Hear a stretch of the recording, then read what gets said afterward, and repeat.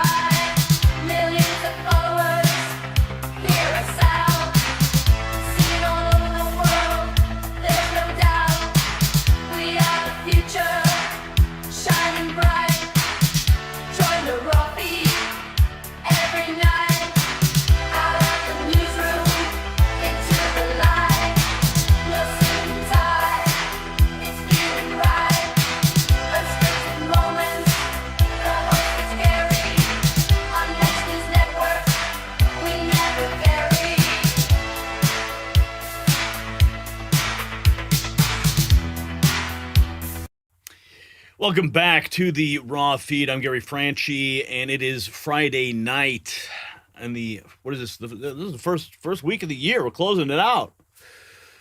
And we're already off to a raging start because the radical left just reloaded the George Floyd playbook. Autonomous zones are back. Paid agitators are back. Calls for violence against federal agents are back. The same people who burned cities in 2020 are gearing up to do it again and cash those paychecks. I'm Gary Franchi, and this is the Raw Feed. Now, on this day in 1861, listen carefully, very carefully. The merchant vessel Star of the West sailed into Charleston Harbor, carrying supplies and reinforcements for Fort Sumter. Confederate batteries opened fire. It was the first time shots were exchanged between the North and the South. Not the start of the Civil War itself, but the moment America realized that the Union was fracturing. States had declared themselves beyond federal authority.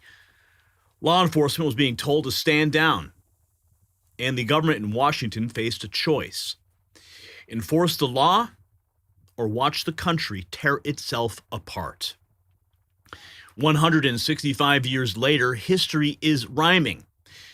And tonight, blue state officials are openly threatening to arrest federal agents. You heard me correctly. Philadelphia Sheriff Rochelle Bilal called ICE agents fake law enforcement and warned them not to come into her city. The Philadelphia DA, what happened there? Larry Krasner told federal agents to get out. Scott Jennings called it rhetorical secession from the Union. Multi-block autonomous zones have been declared in Minneapolis, where police are ordered not to enter. Residents can't even drive to their own homes. Businesses are being coerced, and a protest agitator admitted on national television that these events are paid. Not organic, paid. They chant, "Say her name." Yeah, it's back. And just like say his name before it, this is not about justice. It's about narrative control. It's about shutting down questions before facts emerge. It's about manufacturing another summer of love while the country burns. But the fires tonight are not just on the streets. Yeah, we're not going to let that narrative distract us. Because Treasury Secretary Scott Bessent just announced a federal fraud task force targeting money wiring operations in Minneapolis and St. Paul. Hundreds of millions of American taxpayer dollars have now been officially traced flowing overseas to Somalia. Senator Ted Cruz confirming that Minnesota taxpayer funds became one of the largest funding sources for the terror group Al-Shabaab. This is exactly what we said last night. Your tax dollars funding terror organizations.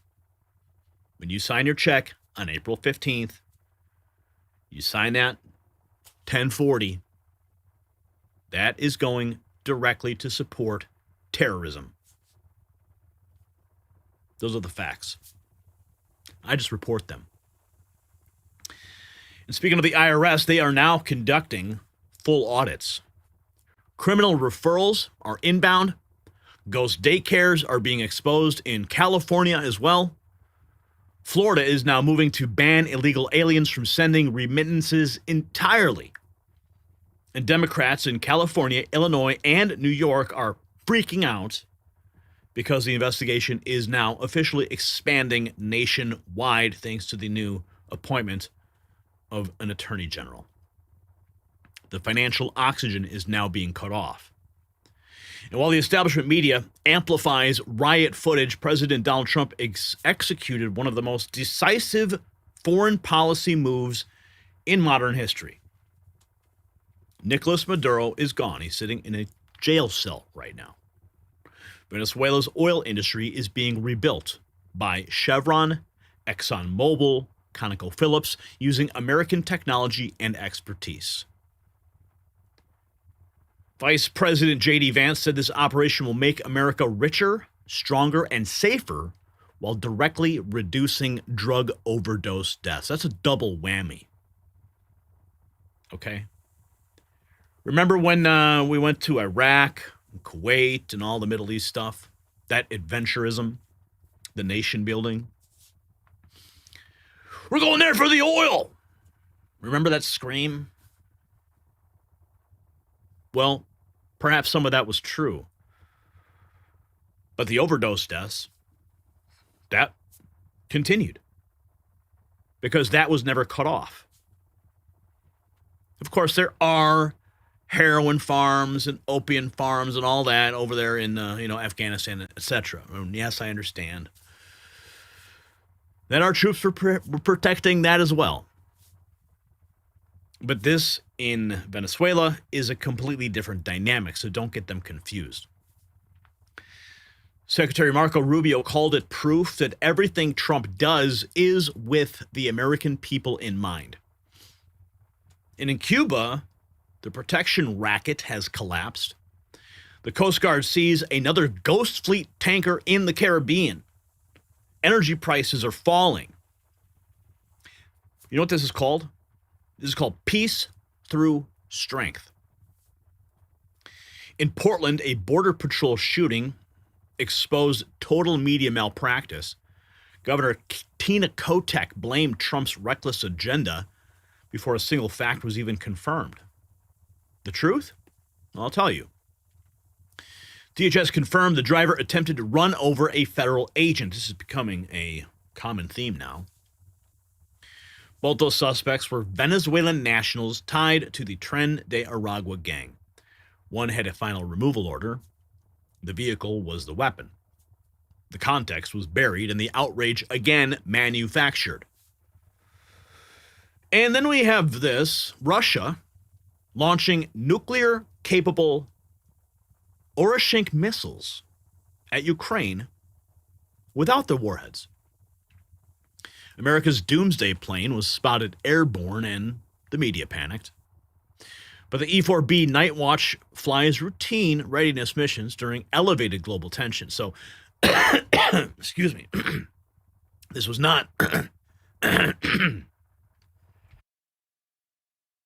excuse me, this was deterrence.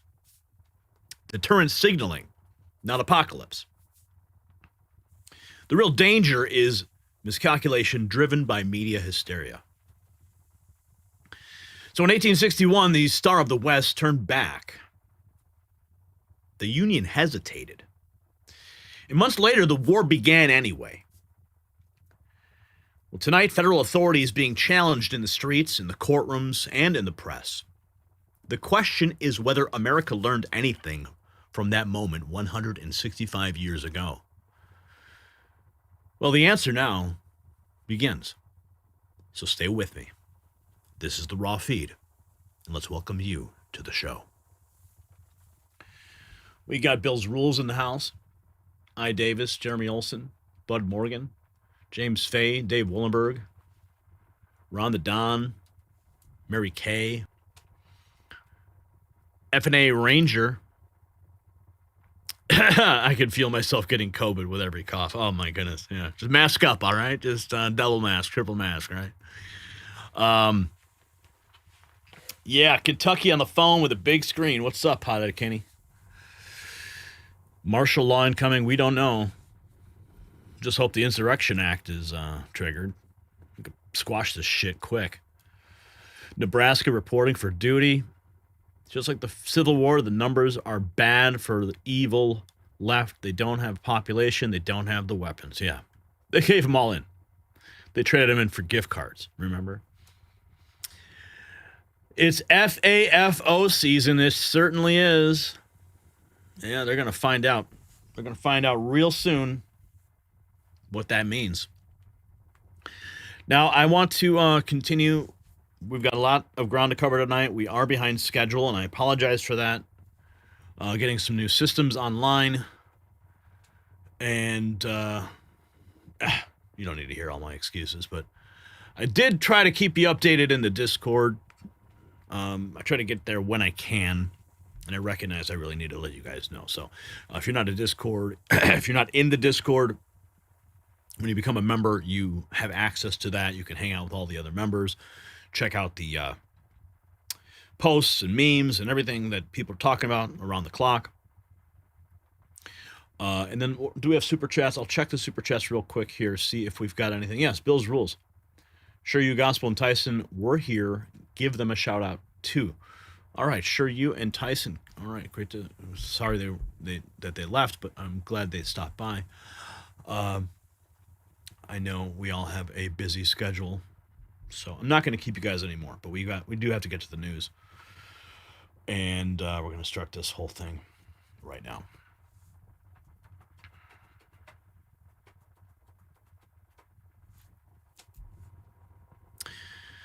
They told you 2020 was spontaneous. They told you the riots were organic. They told you the outrage was real. And now with autonomous zones popping up in Minneapolis, with protesters calling for the execution of federal agents, with activists admitting on national television that they're getting paid, the same playbook is being run yet again. But this time, there is one thing they did not count on, and this is what changes everything. You see, what's at stake here is nothing less than the rule of law in America. Right now in Minneapolis, police have been told not to enter certain areas. Residents can't drive to their own homes. Protesters are coached. They're coached where to stand before press conferences. One of them laughed at a reporter and said, "This reminds me of theater." Because that's exactly what it is. It's theater. It's staged outrage designed to delegitimize federal law enforcement and paralyze the government, paralyze Trump's authority. Philadelphia's sheriff is now threatening to arrest ICE agents. The DA is telling federal officers to leave. Scott Jennings called it rhetorical secession from the union. And he's right. When state officials declare war on federal authority, when mobs are paid to create chaos, when slogans replace facts, you are not watching a protest. You are watching an insurrection dressed up as grief. And if you're over 40 and planning to retire someday, the window to protect what you have built may be smaller than you realize. Many investors discover they have little to no exposure to precious metals. That means that their savings are tied to markets, policies, and paper assets with very little protection if conditions change. Noble Gold Investments helps investors reduce risk by adding physical gold to their portfolios. No pressure, no sales gimmicks, just clear answers. Visit nextnewsgold.com to find out more, or call that number on the screen. Now, here is what makes this moment different from 2020. The mask has slipped. An agitator admitted on Laura Ingram's show that these protests are paid. That's right, paid. That single admission destroys the myth of organic uprising. Meanwhile, protesters in New York are calling for the hanging of Secretary Kristi Noem and the execution of ICE agents. Elon Musk called out the extreme violence being advocated. Matt Walsh called them the most deranged human beings to ever walk the earth. And even a McDonald's in Minneapolis is refusing entry to ICE agents with a security guard posted outside. Yes, no Big Macs for you. And then we have AOC, the darling of the left. We haven't seen much from her lately, but right on cue, she hits her mark. Some of the Republican colleagues are basically saying that ICE is doing its job and that people are there to disrupt them and to stop them. What would you want to tell them? I would not say that assassinating a young mother of 3 in the street is part of ICE's mandate. ICE specifically has a mandate that has nothing to do with going after U.S. citizens. Watch the video for yourself. You don't have to worry about the politics with me or what I'm going to say or what anyone else is going to say. Watch that video for yourself, and you will see a woman trying to back up her vehicle and leave a volatile scene. Some of the Republican colleagues are basically saying that ICE is doing its job and that people are there to disrupt them. She was just backing up her car. No, she was blocking the street. The body cam footage shows he was hit by her. He was hit directly. But of course, as I said in my post today, The taunting, the smugness, the escalation that ended in tragedy. Now the left has another martyr, and facts won't matter, evidence won't matter, body cam footage won't matter. The death will be exploited to protect a corrupt system. Yeah, have you seen this yet? Here's the body cam footage. Just so you know.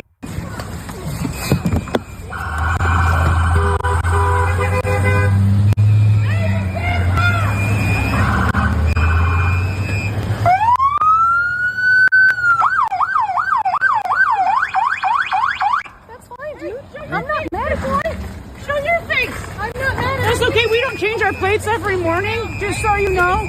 It'll be the same plate when you come talk to us later. That's fine. U.S. citizen, former fucking guy. You want to come at us? You want to come at us? I say go get yourself some lunch, big boy. Go ahead. Out of the car. Get out of the fucking car. Get out of the car. Whoa!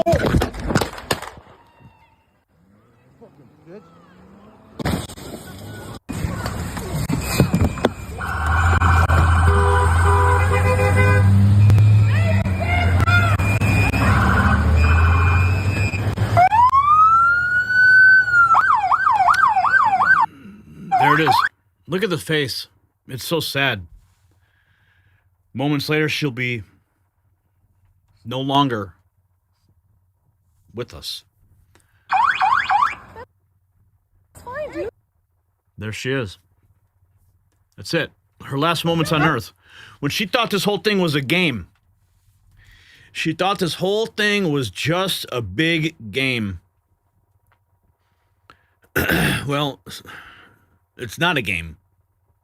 Not a game at all. I'm not mad, boy. Show your face. I'm not mad. That's okay. We don't change our plates every morning, just so you know. It'll be the same plate when you come talk to us later. That's fine. U.S. citizen, former fucking guy. You want to come at us? You want to come at us? I say go get yourself some lunch, big boy. Go ahead. Out of the car. Get out of the fucking car. Get out of the car. Whoa!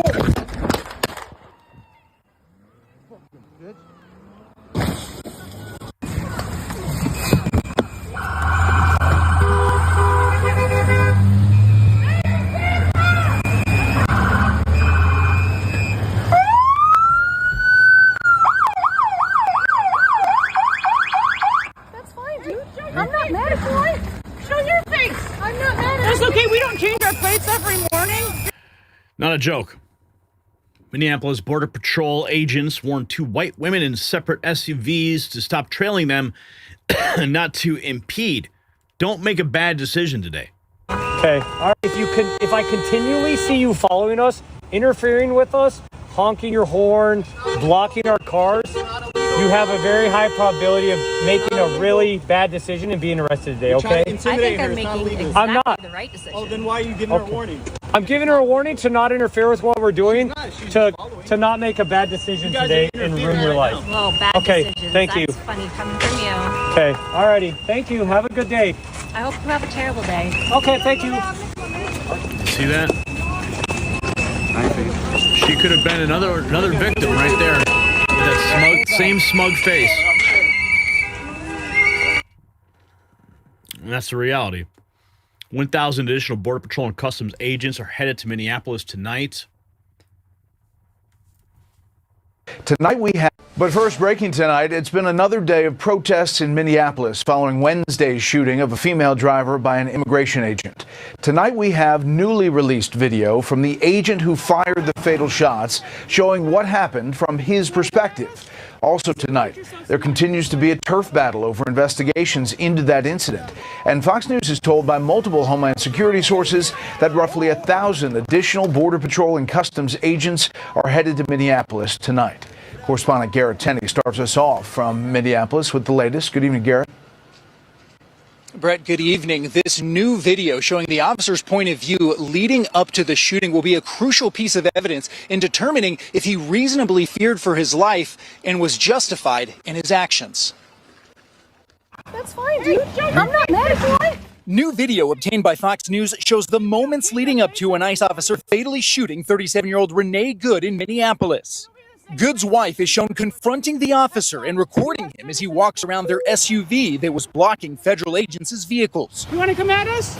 I say go get yourself some lunch, big boy. Go ahead. When a separate federal agent walks up to Good and orders her to get out of the car, Good's wife appears to tell her to drive. Good accelerates and appears to strike the officer, who then fires multiple shots. Vice President J.D. Vance reacted to the video, saying it shows the agent's life was endangered and that he fired in self-defense. Shortly before that video came out, Minneapolis Mayor Jacob Frey doubled down on his belief the shooting was a reckless abuse of power and that any arguments this agent feared for his life are, in his words, BS. The ICE agent walked away with a hip injury that he might as well have gotten from closing a refrigerator door with his hips. He was not injured. We still know that there's evidence out there, and we want to make sure it gets gathered and collected. Today, Minnesota's Attorney General and Hennepin County's attorney announced they're moving ahead with their own investigations into the shooting, despite the FBI denying them access to key parts of evidence in the case, because the feds say they have jurisdiction. I can't speak to why the Trump administration is doing what it's doing or says what it says. I can say that the ICE officer does not have complete immunity here. State investigators are now crowdsourcing evidence for their own investigation with a new website for the public to submit any pictures or videos of the shooting. Brett? Garrett Tanning live in Minneapolis. Garrett. But first, breaking tonight, it's been another day. Breaking tonight. You see, they're surging now. And the protesters are surging too. This is only going to get crazier. The left they finally have their martyr. They finally have their George Floyd.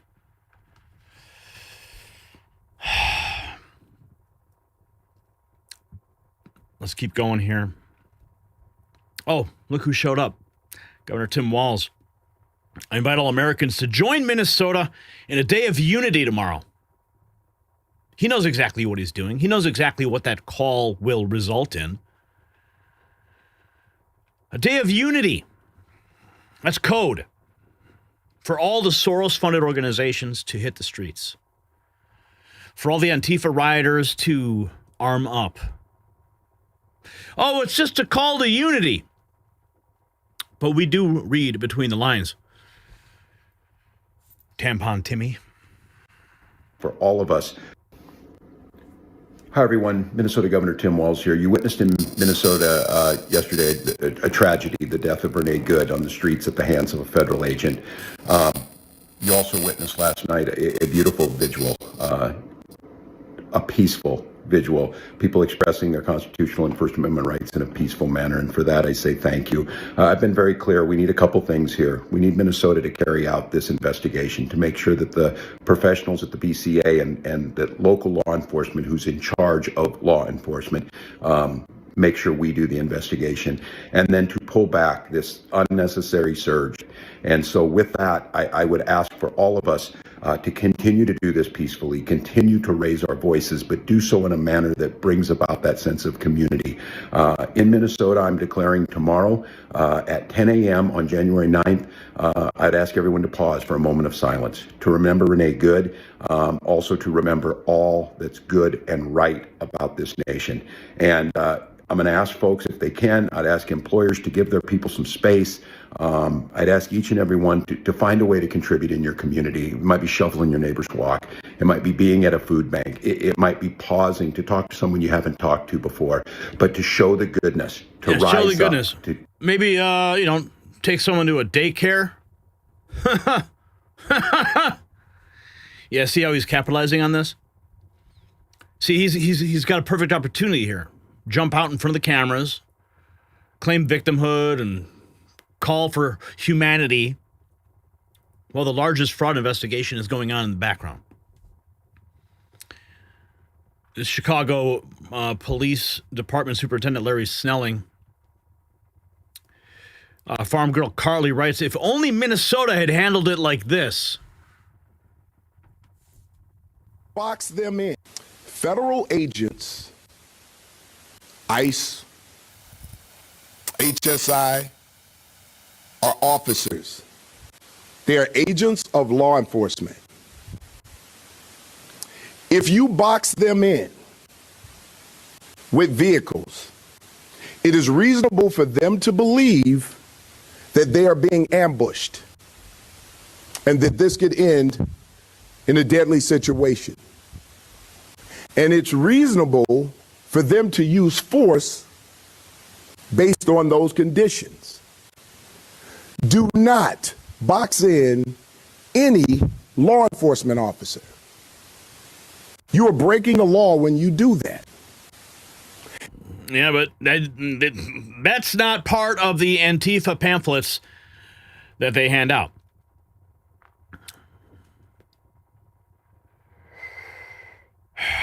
Brandon, holy guy, this guy is telling people to blow. What? This guy is doing what? On TikTok? I don't even know if I can play this. Who is there? Start blowing their fucking heads off. Start blowing their fucking heads off. And I don't want to hear nothing about, oh my God, they just went and blew up bitches on a boat in Venezuela, kidnapped a man who is their leader. I don't give a fuck what he did. If they came and kidnapped that fat fucking pig mixed with a cow, it would have been World War never ends. Okay, so looks like the Secret Service may need to have a little visit with this guy. I can't see what it says on screen, lib or normal, but I'm not sure if this is the person who ripped it. Yeah, this is the person who ripped it. Come on, this guy. Seriously, dude? I mean, he did tag the FBI in the post, but what good does that do? We can't see who this person is? Oh, TikTok name in the comments. Okay, let's find out. Okay, here we have it. The Journey of Tige. There you go. Journey of Tige. So, Secret Service might want to pay a visit to that guy. What's happening in Minneapolis, though, at the McDonald's? Is not allowed. In this McDonald's in Minneapolis, there's a sign on the door that says ice is not allowed. I couldn't help but notice there's a sign that says no ice on the door. Yeah, just to let you know, at the end of the day, this is private property. So you can't just break the law because you're a federal agent. It's like coming into your house or coming to any other restaurant. There's rules. So. Did the manager put that on the door? How did that get there? I'm not sure, but it's there. How do you guys enforce it? They read the sign. You know, at the end of the day, you have all right to come in and make a purchase. It's just there's rules and regulations. You can't just walk behind the counter. In this McDonald's in Minneapolis, there's a sign on the door that's no ice access, no Big Macs for you, no soup for you. Soup Nazis in Minneapolis. Who is behind the anti-ice protests we're seeing explode across the U.S. for years? Asari Nomani says, I've been working independently, but today I had the honor of working with remarkable Fox News Digital, where I joined as a senior editor of investigations to bring you to the front lines. Workers must come out! Workers must come out! No hate! No fear! Immigrants are welcome here! One struggle, one fight! One struggle, one fight! All unite for immigrant rights! Down with deportation! Up with liberation! Up with liberation! Down with deportation! Down with deportation! Mic drop. They keep saying, but Renee Good had kids. Charlie Kirk did too, right? We all saw how they reacted to Charlie. Don't come to me now like you suddenly found a heart. Laughing emojis. They keep saying, but Renee had kids. Yeah, Charlie Kirk did too. And I watched people laugh, crack jokes, and hit them little laughing emojis like it was nothing. No prayers, no think of the family, none of that. So don't come to me now acting like you suddenly found a heart. Here's a truth that no one wants to say out loud, but I will. Having kids does not make you immune from consequences. It doesn't turn bad decisions into tragic misunderstandings. And it doesn't make you a get-out-of-jail-free card. If you're a parent, your number one job is to make it home. And sometimes the hardest part of being grown is admitting, hey, you shouldn't have been somewhere you weren't supposed to be. I'm not celebrating anybody's pain. I ain't dancing on it. I'm just not doing the fake sympathy when I know for a fact you wouldn't give the same grace to people you hate. Someone like me. So miss me with the lectures, and if you want compassion, keep it consistent. If you want accountability, I'm right here. He ain't messing around. Let's keep going.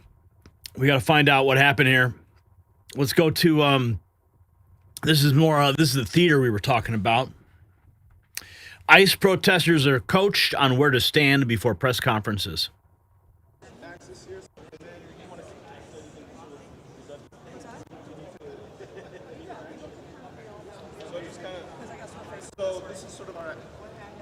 I apologize, the video is a little jumpy. I think we got a cable loose or something.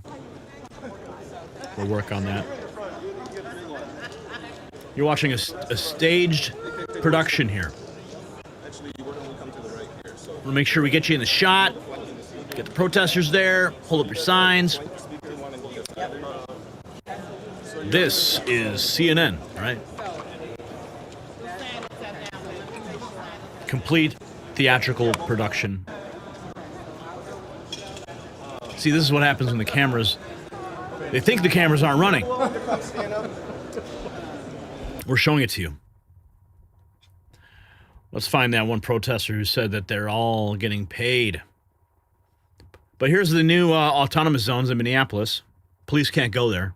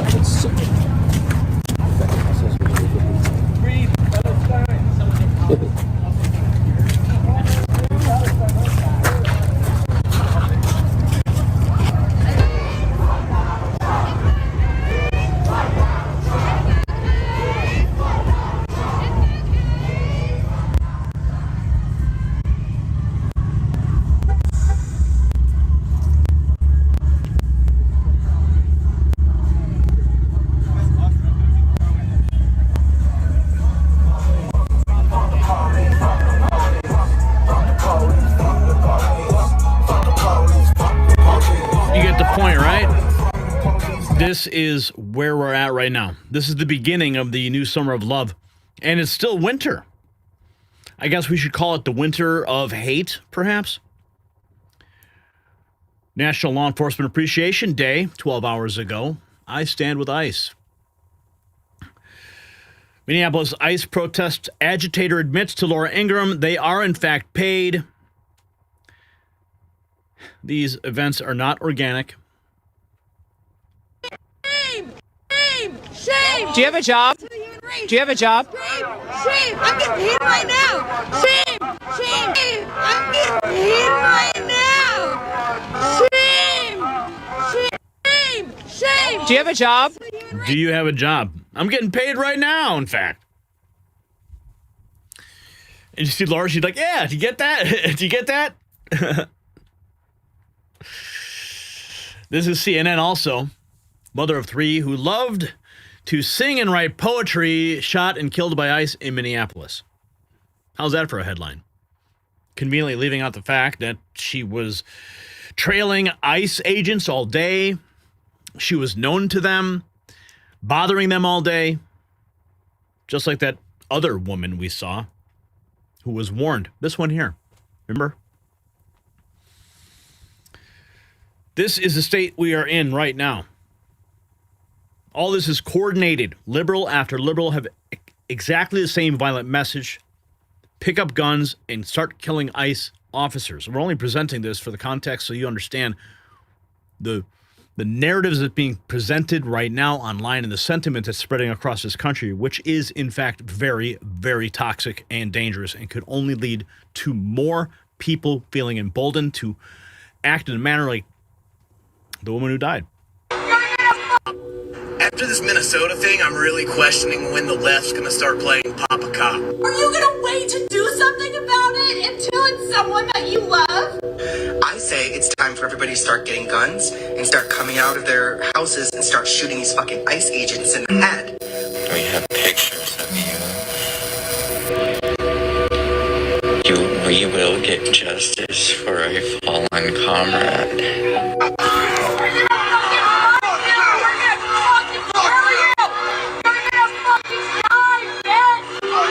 Hey, if you're an ICE agent, this might be a good time to kiss your spouse and kids goodbye, because you know what? You might not be coming home tomorrow.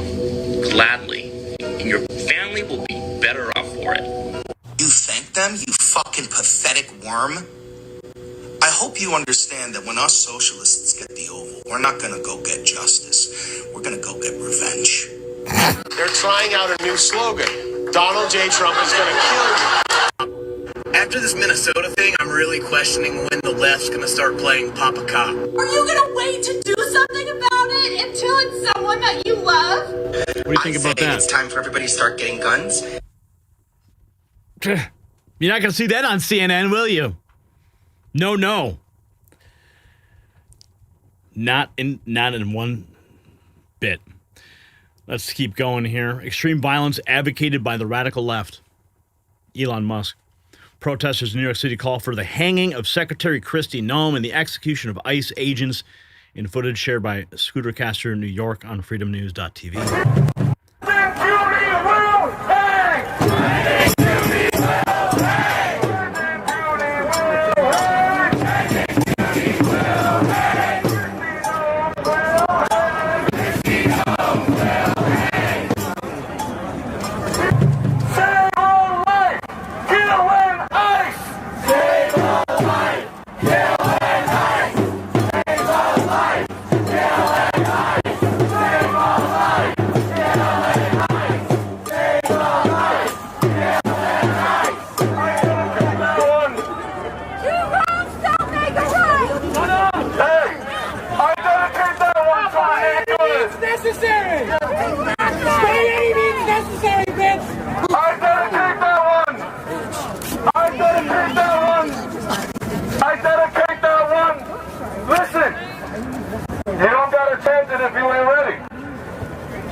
Some of us are pissed off, aren't we?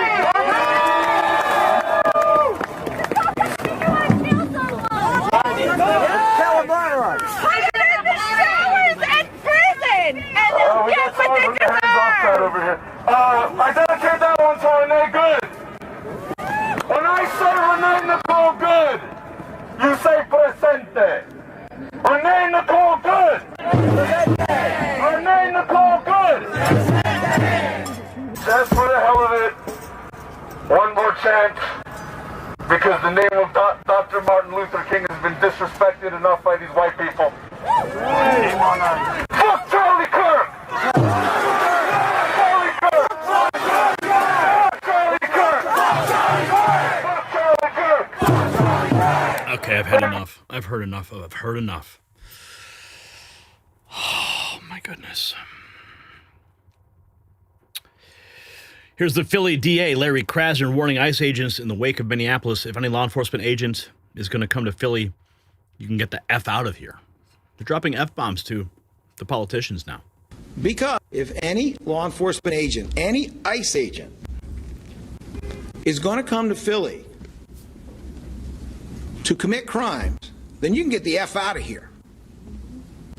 Because if you do that here, I will charge you with those crimes. You will be arrested. You will stand trial.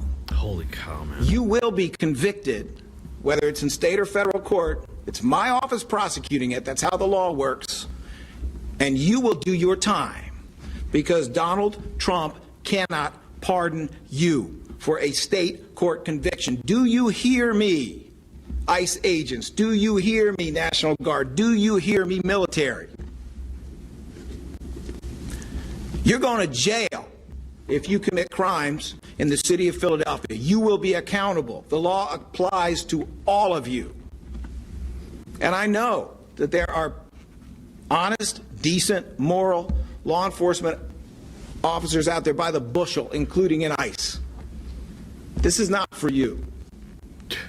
This is for any one of your colleagues who thinks they are above the law. If any, that's not the case. They don't think they're above the law. They're carrying out the law. That's the distinction here. And there are agitators in their way of doing so. Arrest the obstructionists, not the ICE agents. The world has never seen people as deranged as the modern leftists, truly the most demented human beings ever to walk the earth, he says. Quote tweeting breaking number one, leftist woman says she feels wrong for paying her respects to Renee Good because she's a white woman who's privileged. Something that's helpful. So, I mean, I'm just walking around kind of just dazed-eyed because I was like, I don't know if it's the right thing to do. It feels kind of wrong being here in some way. I don't know why. And why do you think, yeah. I don't know. I don't know, like, where that stems from.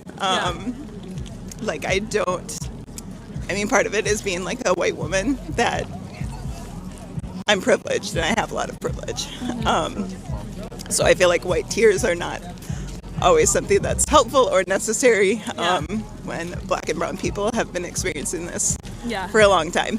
This isn't new for them, and so I don't know if that makes any sense in that way. How did you decide that you should be here, or are you still figuring that out? Well, I work like 2 miles from here, so driving by, it's like I'm here. I'm 2 miles. I can stop. So I mean, I'm just walking around, kind of just dazed-eyed because I was like, I don't know if it's the right thing.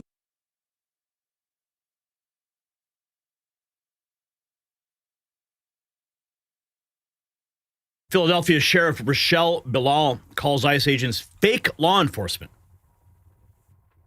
Well, she looks like a fake sheriff to me. Good afternoon. I'm Rochelle Bilal, the sheriff of the city and county of Philadelphia. And I say her name, Renee Good. Renee Good. Renee Good. Renee Good. Renee Good. Renee Good. Oh my goodness, it's like a cult. It's a freaking cult. His name is Robert Paulson. His name is Robert Paulson. His name is Robert Paulson. But this ain't Fight Club, baby. It should not have happened, but we're here today. Let know that law enforcement professionals, real ones, not the fake made-up ICE, probably Trump's new army to attack citizens of the United States. Did you hear what I said? No law enforcement professional wears a mask. None. Oh, they don't? What about like SWAT teams or anything like that? No? Not when they're threatening to kill them on every social media platform? No? It's not permitted? Not when they're going to their homes and harassing their families? Stalking them? No, it's not permitted? Okay. And what if those were your agents? What if those were your officers? What if those mobs were turned upon them? Would you be saying the same thing? Or would you be too busy grazing at Dunkin' Donuts? None. Those that come into our communities wearing a mask to commit crime, thank God for our district attorney, Larry Krasner, who said he's going to lock them up. And I'm saying now, we are not going to whisk you away for them. Okay, whatever. Enough of you. This is the moment of truth right here. Shame! Shame! Shame! Do you have a job? Do you have a job? Shame! Shame! I'm getting paid right now! Shame! Shame! I'm getting paid right now! I'm getting paid right now. You see, this is not mourning. This is mobilization. The same forces that burned American cities in 2020 are gearing up to do it again. The chants are the same. The tactics are the same. The funding is the same. The only difference is this time Americans remember. They remember the boarded up storefronts. They remember the abandoned police precincts. They remember being told the fires were mostly peaceful. They're not going to fall for it again. I'm going to tell you why this matters. as you're watching. You see, in 2020, the phrase "say his name" became a weapon. It shut down debate. It froze facts. It turned cities into war zones while politicians stood by and let it happen. Now they are running the same operation with "say her name." Autonomous zones, paid protesters, threats against federal agents, calls for execution. This is not justice. This is a coordinated attack on law enforcement designed to paralyze the federal government and President Trump's authority and create chaos heading into the next election cycle. The question you need to ask yourself is simple. Are you going to let them do it again? Yes or no? Drop your answer in the comments. And if you want to stand with us against the mob, check out the Next News merch shop linked in the description. Gear up, stand up, because this fight is just getting started. Yesterday, we told you about the fraud task force being unleashed in Minnesota. Well, tonight, the story is exploding. We now know the investigation is going nationwide. We now know Florida is moving to cut off the financial pipeline entirely. And we now know exactly why Democrats in blue states are panicking. Why? Because the walls are closing in. And here's where we are. Treasury Secretary Scott Bessent announced that 4 specific money service businesses in Minneapolis and St. Paul are under enhanced federal investigation. Deep audits, transaction tracing, IRS enforcement, criminal referrals. Senator Ted Cruz confirmed that hundreds of millions of dollars from Minnesota funded radical Islamic terror in Somalia. He said Minnesota taxpayers became one of the largest funding sources for al-Shabaab. But tonight, the scope is expanding. The Treasury Secretary confirmed this same investigative framework is being deployed to California, Illinois, and New York. Ghost daycares, fake nonprofits, welfare fraud mills. It's all now on the table. And the people who profited from this racket are watching their entire empire crumble. You see, when fraud operations get this massive and they get exposed, when your own government allows billions to flow to terrorists while telling you there's no money left, you have to ask yourself a hard question. Is your financial future really secure? Well, many investors in their 40s and 50s discover they have little to no exposure to precious metals. Their savings are tied to the same paper system that just got exposed. Noble Gold Investments helps you reduce risk by adding physical gold to your portfolio. No pressure, no gimmicks, just clear answers. Visit nextnewsgold.com. That's nextnewsgold.com. Now, tonight we're learning even more. Florida has filed legislation to ban illegal aliens from sending remittances out of the country. No bank accounts, no loans, no home ownership assistance, no licenses. If you're here illegally in Florida, the financial oxygen is being cut off. A private investigator in California revealed there are ghost daycares all throughout the state. And a directive is now in effect to prevent public access to records. Gavin Newsom's scared, and the Treasury Secretary announced that people on public assistance will be banned from sending money out of the United States entirely. No more taxpayer-funded cash pipelines overseas. Now, Stephen Crowder found this out. $1.7 billion went to Somalia in remittances in 2023 alone, which is more than the entire government's budget. That's our money. We need every law enforcement agency in the country in Minnesota to shut this criminal operation down. $1.7 billion. Is there no way to get that back? You can't claw that back? How did they even get there? It's all in remittances through Western Union. There's no way to get that back. It's all, they're already building and buying AK-47s and vests, you know, the special vests.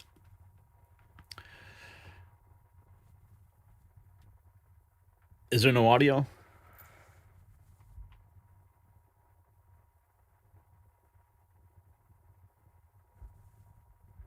$7 billion. So let's add up. Hey, you need them. You know who needs these Somalis to be in the United States? People in Somalia. Because in 2023, remittances to Somalia alone totaled $1.7 billion, which is more than the entire Somali government budget. 40% in that same article, 40% of households in Somalia get remittances from the United States. Wow. So let's add up. 40% Hey, you need get them. remittances. Federal testimony reveals troubling American taxpayer money reaching terrorist organizations through fraudulent financial networks. According to witness testimony before Congress, funds have been traced through remittances to Somalia, with investigators claiming connections to al-Shabaab, al-Qaeda's largest affiliate in Somalia. They have their hands all through the network. When asked directly if the United States taxpayer dollars remitted into Somalia have fallen into the hands of al-Shabaab, the witness confirmed, yes, we have plenty of evidence of that, from money going directly to al-Shabaab, but then also indirectly because they take a cut of whatever gets sent to Somalia.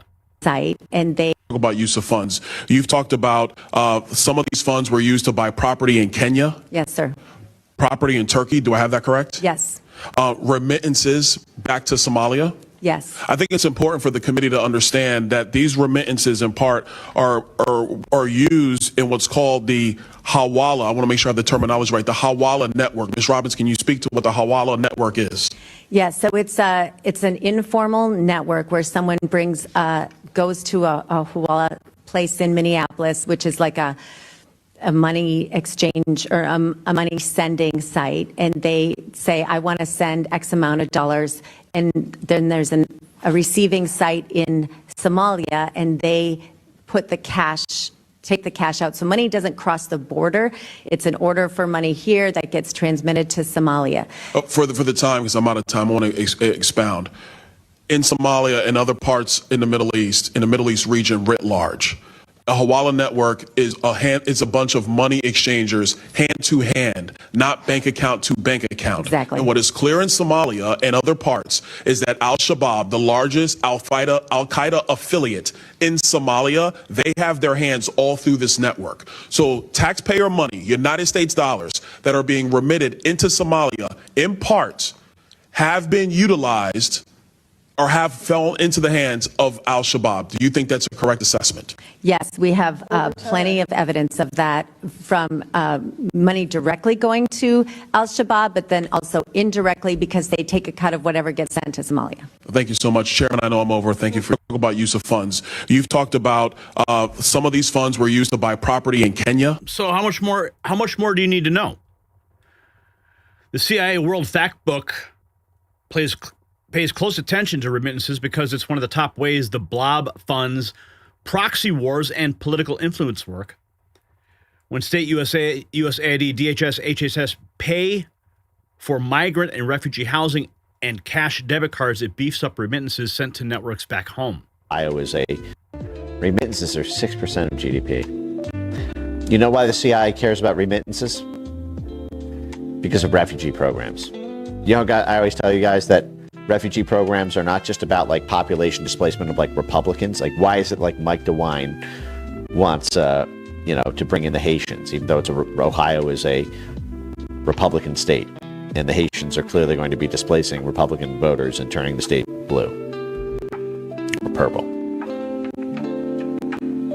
Well, it's because Ohio is a military state. Huge amount of military infrastructure. DeWine is trying to build the military economy in Ohio. And when I mentioned that refugee programs, like refugees from Haiti, et cetera, coming into Springfield or wherever it is in Ohio, right? Let me finish this up. Because remittances, when we bring refugees here and then give them, we pay for everything. We pay for their houses, their cars, we give them jobs. The deal is they go back and they send remittances to their network. So we basically sponsor our shadow government in their conflict zone, or we fund the narco gangs when they come over here, and we fund everything for them, and then they just send money back home to remittances. Okay, it's a way of funding a proxy war. When we bring Somali immigrants from Somalia to Minneapolis, and then we pay for their entire life, so they have all this disposable income.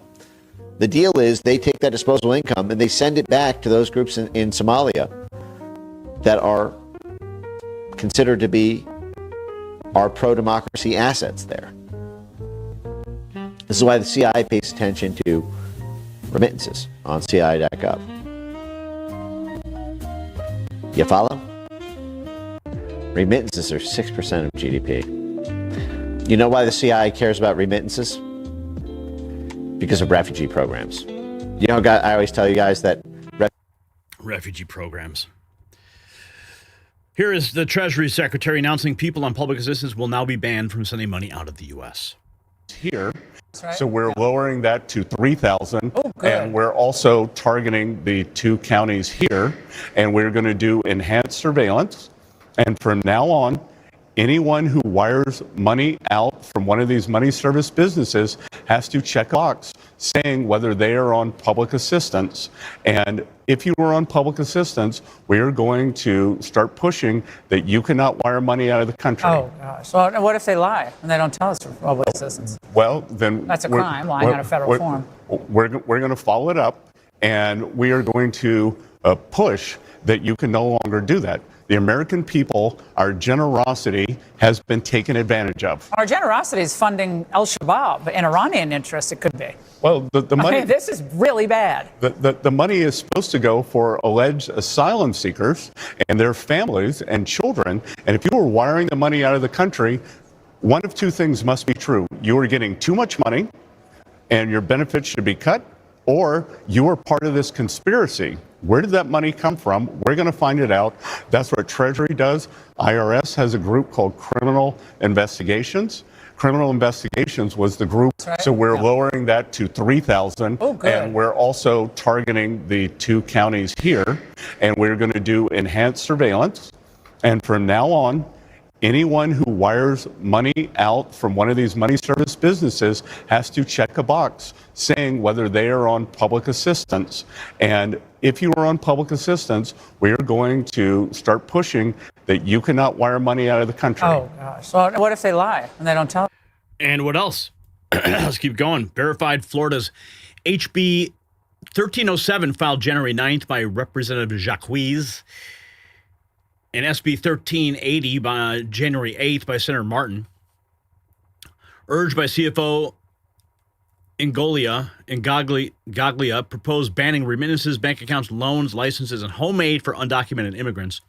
They presume fraud in all accidents and raise employer penalties. Here it is. Florida's on the verge of banning illegal aliens from sending remittances. Assistance program, a law that prohibits that. So our legislation will ban illegal aliens from benefiting from any down payment assistance programs or silent second home mortgages, whether it is done by a government agency, a quasi-government agency, or an NGO. Because some of these nonprofits will go out and they will create these programs specifically to go out and target illegal immigrants for down payment so they can purchase homes. So we believe that's important to be on the books because you never know what the future of the state of Florida is going to look like. I'd rather have it on the books than try to pass a law later if for some reason we do not have sensible, common sense people in control of the state. It will prohibit illegal aliens from receiving any license issued by the Department of Financial Services. One of the things that we need to do as a state is we need to make sure that when we are issuing licenses, that we need to check to make sure that they are in the country legally. But almost as important is to make sure that we can revoke any license that has been issued when they had legal status here, a law that prohibits that. So our legislation will ban illegal aliens from... We've got more. The party's just getting started. A private investigator reveals that there are ghost daycares all throughout California. Of course there are. There's now a state directive in effect to prevent public access to state records. Remember those videos we showed you of people going into the state records to find these these daycare centers all throughout the country in different parts, Ohio and wherever? So they saw what was happening there. Oh, we're going to lock that down. We're going to lock that portal down. You can't go in there. You can't search for it. So now they are preventing you from reviewing the public record. They're locking it down. It got word after what's been exposed with the daycares in Minnesota. I'm a licensed private investigator in California. I started looking into state records and I found ghost daycares. These are places where the state inspectors showed up. There would be 28 kids enrolled and there were no kids there in the middle of the day and in the middle of the week. All right, so a ghost daycare. Is that something Gavin Newsom could say, all right, we'll try to shut that down? Does he cooperate when you start raising this? No, in fact, today it got word from the governor's office. There's been a directive to actually shut down public access. So right now you can't even search the own state website to look into these ghost daycares, but I have found a workaround.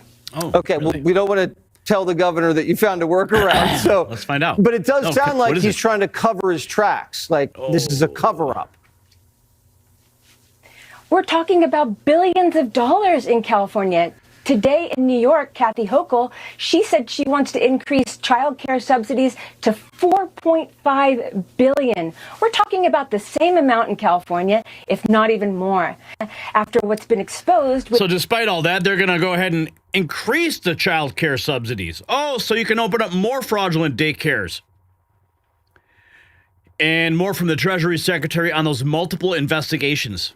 Follow the money. This is an outrage. President Trump is outraged. I'm outraged. The whole administration is outraged. And we are here to follow the money because that's what Treasury does. We have done that for years. We did it with the mafia. We have done it with the cartels. And now we are going to do it with these Somali fraudsters. And Treasury has something called FinCEN, Financial Crimes Enforcement Network, and we are coming in, tomorrow we are announcing that 4 investigations into money service businesses that we believe may have wired money out of the country, a lot of the ill-gotten, stolen money over to the Middle East, over to Somalia. We'll see where that's going. So we're announcing investigations into 4 of those money service businesses. We are going to put in what we call a geographical targeting order. So there's something called a suspicious activity report if a certain amount of money gets wired $10,000, right? So we're lowering that to $3,000. Oh, good. And we're also targeting the 2 counties here. And we're going to do enhanced surveillance. And from now on, anyone who wires money out from one of these money service businesses has to check a box saying whether they are on public assistance. And if you are on public assistance, we are going to, this is an outrage. President Trump is outraged. If you're on public assistance, we are going to block your remittance. The next steps for the Treasury. Oh boy. Here's more. This is an official statement now. Our nation. Earlier this morning, I met with several financial institutions and made clear we must do more to safeguard our nation from waste, fraud, and abuse. The time has come for accountability. President Trump wants accountability. I want accountability. The American people want accountability, and they will get accountability. That is why I'm announcing several initiatives Treasury is taking to target fraud here in Minnesota. And the Minnesota protocols will serve as a genesis and a launching pad for investigations into other states. First, we have followed the money and identified the money service businesses that may have transferred taxpayer funds overseas. Our team at FinCEN has just provided formal notification to these businesses that they are under investigation.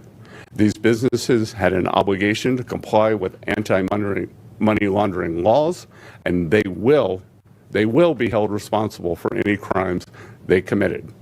FinCEN has also issued a geographic targeting order for Hennepin and Ramsey counties that require banks and money transmitters to report additional information about funds transferred outside of the United States. This will put a microscope on these businesses, advance prosecutions, and assist in the recovery of funds laundered internationally. Fraudsters in Minnesota stole at least $300 million meant for children in need, and we must prevent fraud of this scale from occurring in the future.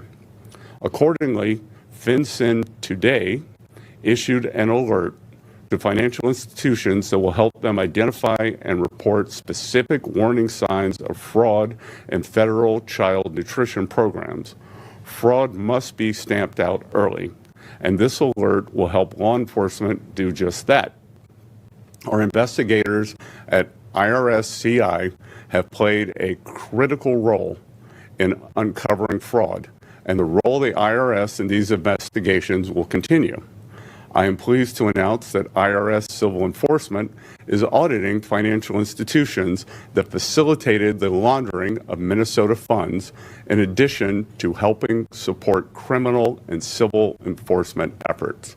The IRS will also soon announce the formation of a task force to investigate any fraud and abuse involving pandemic-era tax incentives and misuse of 501c3 tax-exempt status by entities implicated in the Minnesota-based social services fraud schemes. We are committed to preventing fraud and fraudulent nonprofits from taking advantage of the American taxpayer.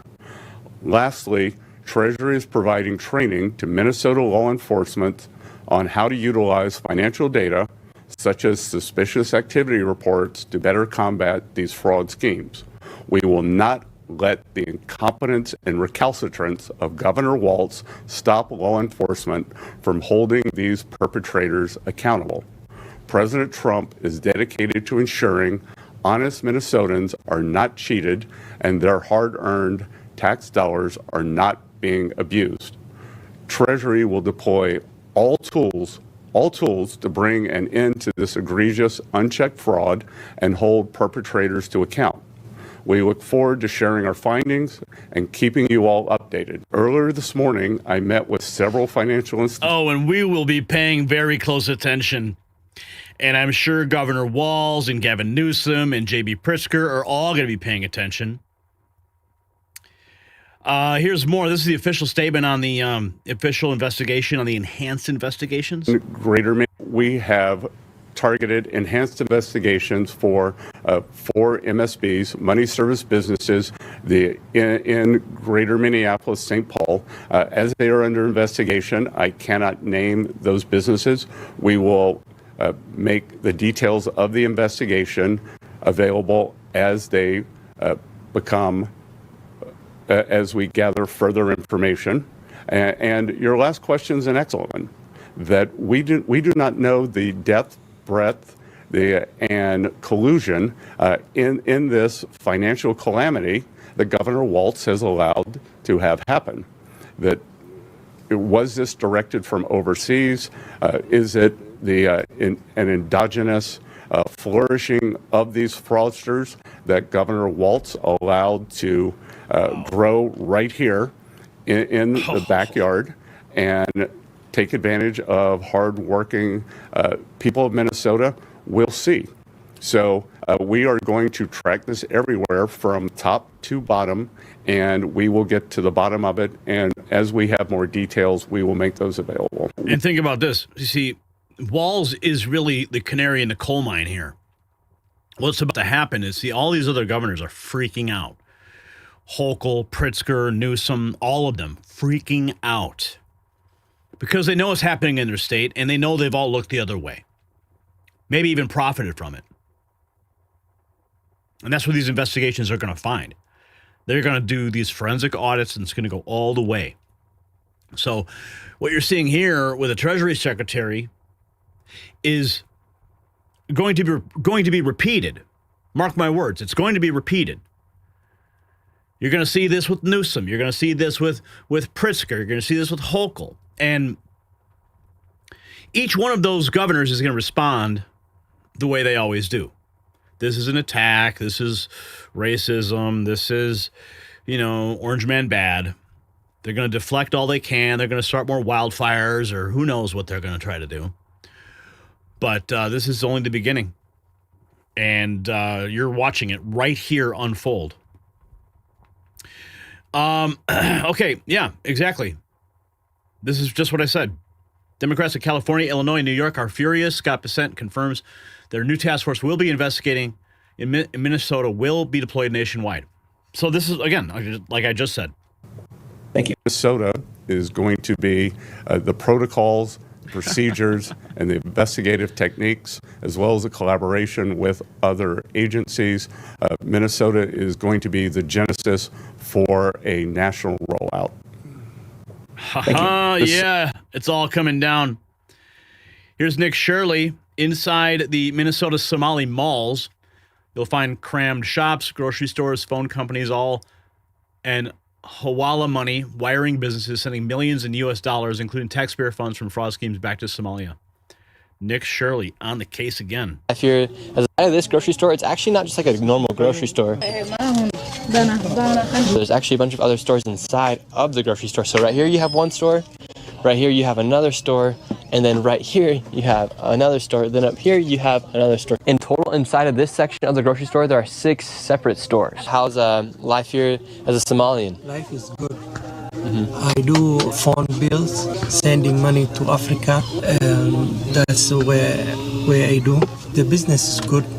And how have you seen the rise of Somalians and the rise of Islam here inside of Minnesota? As well, the rise is good and been allowed. We have a place to pray, and life is good. How long have you lived here in America for? For 10 years now. And when you came here, did the government bring you here, or did you come here by your own choice? I came here by my own choice. I was one of the refugees from Uganda. I was brought by UN. You were brought by the UN to come into the United States? Yes. And life is good, We try to enter into businesses, we intermingle, and we do what is required. Out of this grocery store, it's actually not just like a normal grocery store. There's actually a bunch of other stores inside of the grocery store. So right here you have one. Just like they've got all those healthcare in the same building, right? Well, here's Ted Cruz. Fraud.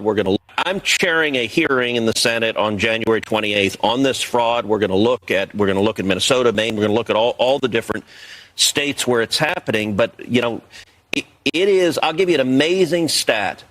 Al-Shabaab, the radical Islamic terror group in Somalia. Do you know who the single largest donor, single largest source of funds to them was? The Somalis in Minnesota?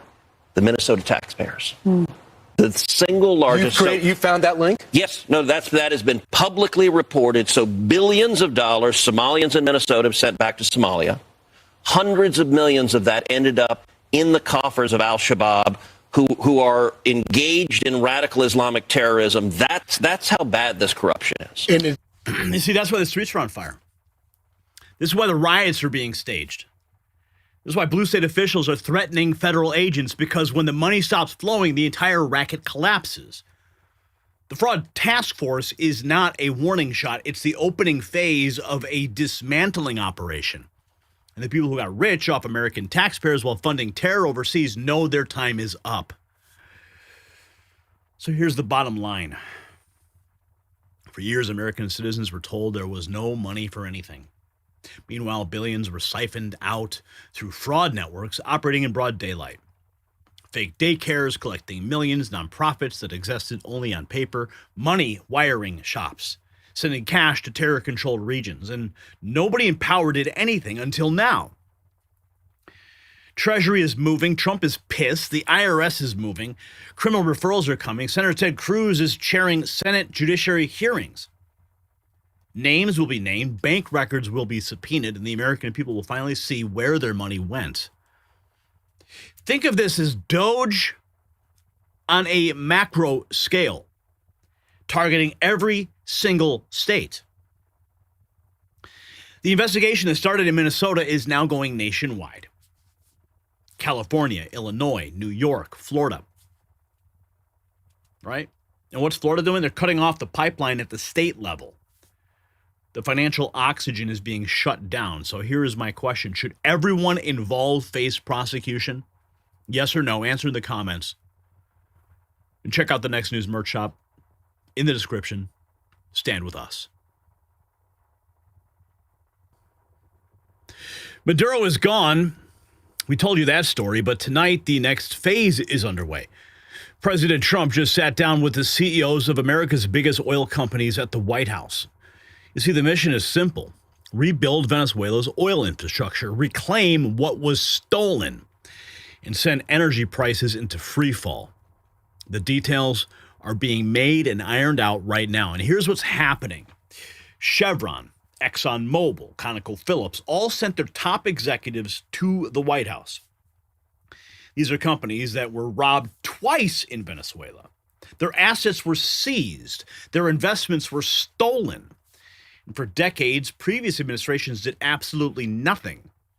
Now President Trump is putting them back in the game. He said it plainly, America built Venezuela's oil industry with American skill, technology, know-how, and dollars, and those assets were stolen outright. And now we are doing everything about it. The departure of Maduro makes an incredible future possible for both nations. And one of the things that America gets out of this is even lower energy prices. That is the deal. American companies rebuild, America benefits. Now, if you're over 40 and planning to retire someday, the window to protect what you have built may be smaller than you realize. Here's a question most people never ask. Is your portfolio built for what's coming next? Many investors in their 40s and 50s discover they have little to no exposure to precious metals. That means their savings are largely tied to markets, policies, and paper assets with very little protection if conditions change. As retirement moves from someday to on the horizon, protecting what you've already built becomes just as important as growing it. And that's where Noble Gold Investments comes in. No pressure, no sales gimmicks, just clear answers. Visit nextnewsgold.com or call that number on the screen. Now, the ExxonMobil CEO, Darren Woods, said they have a very long history in Venezuela. They've had assets seized twice. But he said that they are confident that with this administration working hand in hand with the new Venezuelan government, positive changes can be put in place. ConocoPhillips CEO Ryan Lance, he called it a big and bold idea to use energy commerce instead of conflict. Secretary Wright said the first increase in activities will come from companies already there, and that Venezuelans who work for American companies will be returning home. Meanwhile, the Coast Guard just seized another Ghost Fleet tanker in the Caribbean, the fifth ship intercepted in Operation Southern Spear. The crackdown is accelerating. Let's go to the White House now. We have remarks from the president from this historic summit that was just held. Last week, the United States Armed Forces performed one of the most spectacular military operations in American history, apprehending the outlawed dictator Nicolas Maduro for his crimes against the United States, crimes for which he has now been indicted and is in federal court awaiting trial. And he killed many people, millions of people, actually, and allowed jails, prisons, mental institutions, insane asylums, drug dealers, drug addicts to pour into our country totally unchecked because of Sleepy Joe Biden's policy of open borders. The stupidest thing I've ever seen. We're getting them all out. The departure of Maduro makes it possible an incredible future for both nations, Venezuela and the United States, in which we will more closely integrate the economies of two major energy powers in the Western Hemisphere. Energy coming out of Venezuela was very small. One of the things the United States gets out of this will be even lower energy prices. As you know, last week.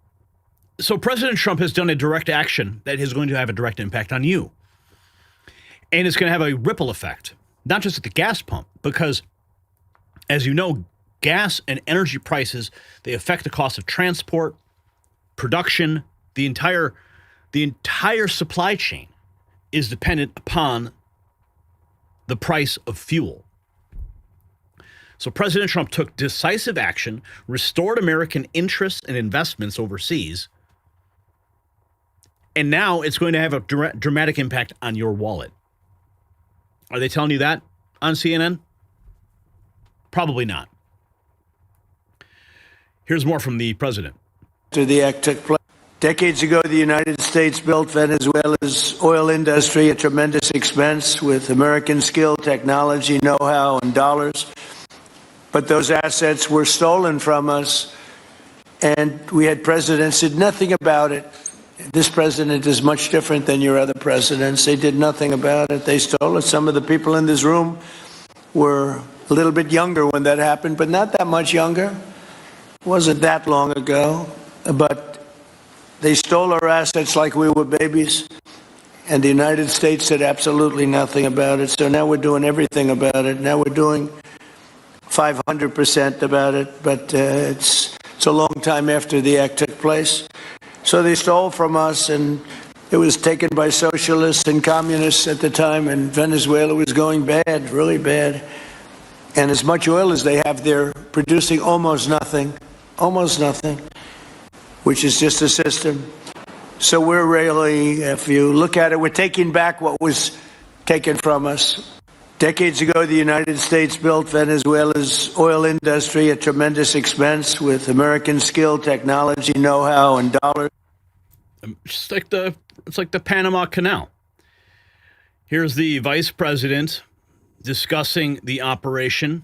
Military. As a Marine Corps veteran for my entire lifetime, presidents, and let's be honest, they were Democrats and Republicans, would send the American military to far-off places. They would get us involved in these endless quagmires. They would lose hundreds or thousands of American lives, and the American people would get nothing out of these misadventures. And now you have an American president who's empowered the American military to stop the flow of drugs into our country and to ensure that we, as opposed to our adversaries, control one of the great energy reserves that exist anywhere in the entire world. And he did it without losing a single American life in the process. It was an amazing operation. It's going to make our country richer. It's going to make our country more powerful. It's going to make our country safer. And it's going to lead to the decline, the further decline of drug overdose deaths in the United States of America. An amazing thing, and I'm happy to be here to talk about how we can make it an even bigger and better operation for the American people. Thank you, sir. It is a twofold benefit. People are going to stop dying, and you're not going to be spending as much at the pump. Your grocery prices are going to go down. American interest is going to be restored. I mean, this all could have been done by any other administration, but they didn't do shit. Oh, that's right. They had an auto pen running the show. They were too busy allowing all the illegals in so they could go ahead and collect all the money, the billions of dollars, to continue to feed their schemes and send the remittances overseas to fund terror. Now, do you understand why the borders were wide open? It wasn't just for votes. It was so that these people could come in and be used in these schemes. Here's Marco Rubio. In the country where Thank you, Mr. President. And I think this is a reminder that everything this president does, everything President Trump does is with the American people in mind. It was not in the national interest or national security of the United States and of our people to have in our own hemisphere a country, not just with vast energy reserves, but controlled by an indicted narco trafficker who flooded our country with illegal immigration, including drug gang members, openly cooperated with drug gangs, and by the way, stole the wealth of that country to fund a repressive regime and also benefit adversaries such as Iran. All of that is now changing. As part of this process, the first phase, of course, is the phase we're in now, which is the stabilization phase. We do not want to see destabilization in the country. We're working very cooperatively with the interim authorities there to provide a market for the sale of the wealth of Venezuela in such a way that benefits the people, both of the United States, but also the people of Venezuela. And as a reminder to everyone, the president announced this just 2 days ago. Every penny, everything they buy with the money that they're making from the oil now, Mr. President, will be bought from America. And that includes everything from equipment for the oil industry to food to medicine and everything in between. The second will be a phase of recovery, and then some of these phases will overlap, and that is to have a normal economy again where the money goes to the benefit of people, not the benefit of our adversaries or the benefit of elements in that country and around the world that are against our interests, at the same time as a process of reconciliation has to happen internally among the different sectors of society and politics and the like.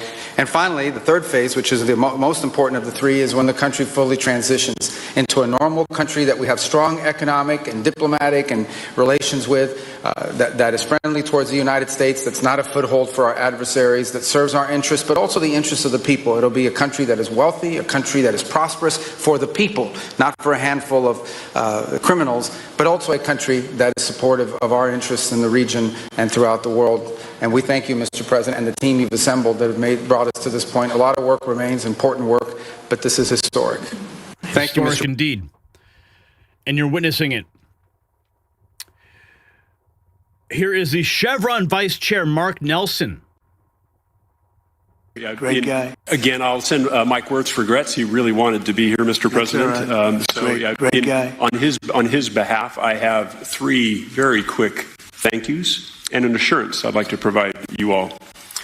The first thank you, Mr. President, is to you. It's thank you for convening this gathering. It's thank you for your leadership, and thank you for continuing to keep American energy domination in the forefront. So thank you for that. Thank you very much. The second thank you actually is to the cabinet. So Secretary Rubio, Secretary Burgum, Secretary Wright, your ability and commitment to continue to engage with the parties around the table to keep the world working is greatly appreciated. So thank you for that. And the final thank you actually would go to our Venezuelan employees of Chevron. They have been working tirelessly to operate safely, protect the environment in country, and their dedication and skill will help us in this next chapter. And finally, I'll close with the assurance. For more than a century, Chevron has been a part of Venezuela's past.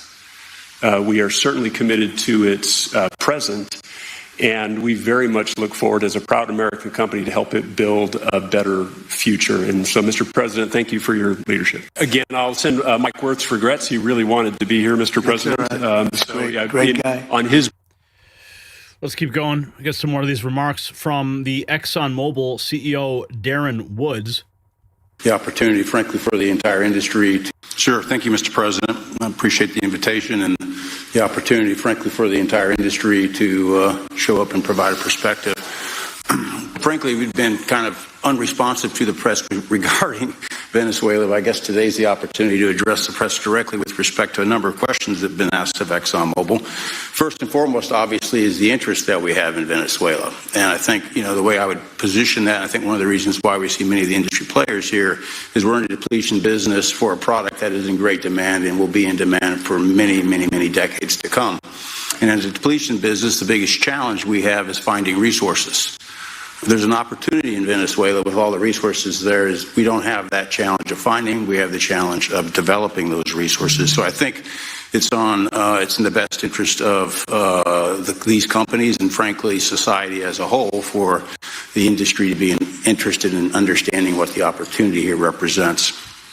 I'll just share a philosophy that ExxonMobil has when we enter countries because we do business all around the world in a number of different regimes. We take a very long-term perspective. The investments that we make span decades and decades, so we do not go into any opportunity with a short-term mindset. And there's a value proposition that we have to meet. It has to be a win-win-win proposition. It obviously has to be a win for the company and our shareholders and to generate a return for the investments that we make. It has to be a win for the government. The resources are an important source of revenue that help support the people of the places that we do business. And it has to be a win for the people. We have to be wanted there and to be a good neighbor. And those 3 things ensure a stable, long-term platform for the large investments that we make for the long term. With respect to Venezuela in particular, we have a very long history in Venezuela. In fact, we first got into Venezuela back in 1940s. We've had our assets seized there twice. And so you can imagine to re-enter a third time would require some pretty significant changes from what we've historically seen here and what is currently the state. If we look at the legal and commercial constructs and frameworks in place today in Venezuela, today it's uninvestable. And so significant changes have to be made to those commercial frameworks, the legal system. There has to be durable investment protections, and there has to be a change to the hydrocarbon laws in the country. We're confident that with this administration and President Trump working hand in hand with the Venezuelan government, that those changes can be put in place. And with respect to the Venezuelan government, that perspective we don't have a view on. We haven't talked to the Venezuelan government, and obviously we have yet to assess the people's perspective with respect to ExxonMobil entering the country. In the short term, there are things that can be done while these longer term issues are being worked. For us, we haven't been in the country for almost 20 years. We think it's absolutely critical in the short term that we get a technical team in place to assess the current state of the industry and the assets, to understand what would be involved to help the people of Venezuela get production back on the market. With the invitation of the Venezuelan government and with appropriate security guarantees, we are ready to put a team on the ground there. We also have a integrated set of capabilities from production to refining to trading, and I think we can be of assistance to getting the Venezuelan crude to market and realizing a market price to help again with the financial situation in Venezuela.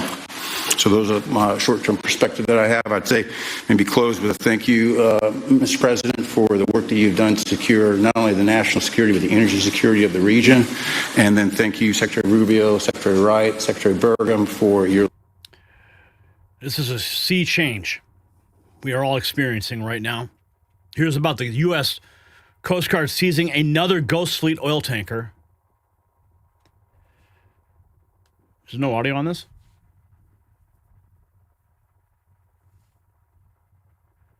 Not hearing anything. Okay. Maybe not. Here's the president discussing the capture of Maduro. Wanted him and nobody, well, it wasn't a hard decision. Democrats wanted him and Republicans wanted him and nobody had what it takes to get him or didn't want to get him. I don't know, something happened, but he killed a lot of people. He sent a lot of bad people into our country. He emptied his prisons into the United States. He emptied his mental institutions and insane asylums into the United States and did a lot of very bad things, but he was a big drug pusher. You see that because all the boats that we shot down, they came out of Venezuela. A lot of drugs. There's a lot of boats and a lot of drugs. There are very few boats operating right now. There's almost no boats. You can't find any boats. I don't think anyone would go fishing in those Not a lot of waters. people want to go fishing anymore. But we've knocked out 97% of the drugs coming in by water. And we are going to start now hitting land with regard to the cartels. The cartels are running Mexico. It's very, very sad to watch and see what's happened to that country. But the cartels are running, and they're killing 250, 300,000 people in our country every single year. The drugs, it's horrible. It's devastated families. You know, you lose a child or a parent. I mean, parents are dying, too, with drugs. So we've done a really good job. We're knocking it down. The numbers are really getting to be... They're always going to be too high if you have one person, but they're going down just like the border. The border was a total mess for years. I did it the first time very quickly, and this time I did it even better because this was a bigger mess. This was a border like no other probably in the history of the world. There's never been a border like that when anybody could just walk into your country. Well, it wasn't a hard decision. Democrats wanted him and Republicans wanted him, and nobody had... Let's see what else we've got here. We've got Exxon. Did we do Ryan Lance yet? No. Oh, here is more. The president discussing what they'll be doing with Venezuela with Sean Hannity. What is your ultimate goal for the governance of Venezuela? Prisoners that nobody thought they would ever see again are being released, yeah. And in many cases, good people is what I understand. But prisoners, nobody ever thought they'd be released. So we're going to be working with them and leadership of the country. And so far we've been working very well. You know, we picked up the Russian freighter that trudged out there. I want to ask you about that. Well, they had some Russian ships guarding it, and they decided not to mess around with us. And we took that one. That's unloading the oil. But we're taking billions and billions of dollars worth of oil, and it'll be hundreds of billions of dollars. It'll be trillions of dollars. But we're going to be there till we straighten out the country. We'll see how the country's doing. But we'll be running the oil. We're meeting tomorrow with all of the big oil executives. We're going to be right here in the White House. We're going to meet with the, biggest oil people in the world. They're all coming here. The top 14 companies are coming here. They're going to go in. They're going to rebuild the whole oil infrastructure. They're going to spend at least $100 billion. And it's an unbelievable oil that they have and an unbelievable quality of oil and amount of oil. What is your ultimate goal for the governance of Venezuela? Prisoners that nobody thought they would ever see again are being released, yeah. There's so much to get to here. Here's Secretary Wright. Regime.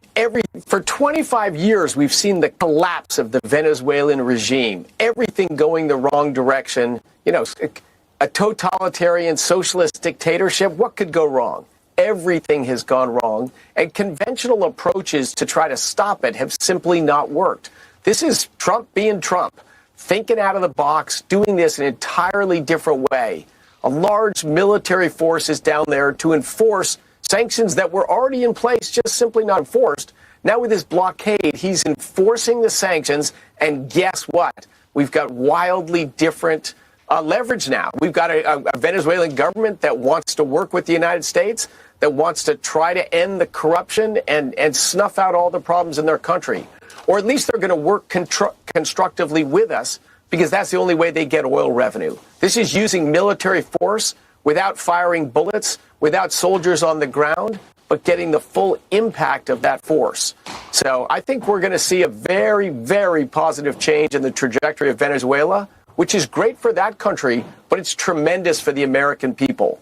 It's going to push down energy prices as all this oil now is going to be able to come to market again. It's going to reduce the drugs, the criminality, the gun running, the kidnapping of American citizens, and all the indignities and all the disruption we've suffered in American society. I think it's going to come to an end. For 25 years, we've seen the collapse of the Venezuelan regime. Everything going the wrong direction. You know, a totalitarian socialist dictatorship. What could go wrong?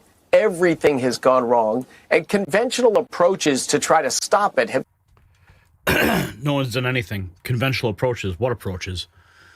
Venezuela is releasing large numbers of political prisoners as a sign of seeking peace. It's a very important and smart gesture. The USA and Venezuela are working well together, especially as it pertains to rebuilding in a much bigger, better, and more modern form their oil and gas infrastructure. Because of this cooperation, I've canceled the previously expected second wave of attacks, which look like it will not be needed. However, all ships will stay in place for safety and security purposes. At least $100 billion will be invested in big oil, all of whom I will be meeting today at the White House. Let's see, here's more from Secretary Wright. Yes, look, the first increase in activities will be among the companies that are already there. So they already have operations, but sanctions from the U.S. government limit those operations. We're going to say, look, we're working with this government to move things forward in a productive fashion. We're going to remove this sanction here. We're going to give you a license here to allow them to grow their businesses.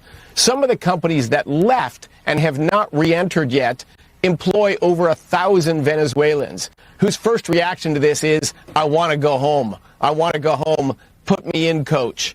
So we're going to see Venezuelans returning home to their countries that already work for a number of American companies and international companies abroad.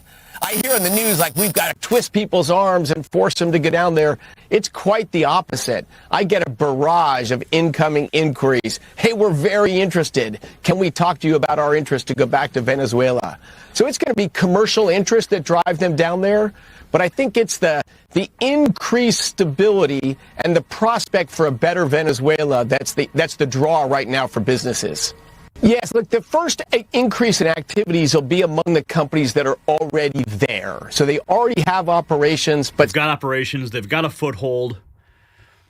They'll be the first ones to benefit. Here we have President discussing Cuba. Yeah. Cuba totally relies on Venezuela for money and for oil, and they give Venezuela protection. That was always the deal. They're very tough. They're good soldiers. They got wiped out, as you know. Yeah. 3 days ago, wiped out. I don't want to even say how many, but they got wiped out. But Cuba gives protection to Venezuela, and Venezuela gives Cuba money through oil. Yeah. And it's worked that way for a long time. You talked about... But it doesn't work that way anymore. So I don't know what Cuba's going to do. I think Cuba's going to fail. I don't think there are any alternatives for Cuba. Cuba totally relies on Venezuela for money and for... the next domino to fall. This is a complete reshaping of our hemisphere. Venezuelan American Lee Soto.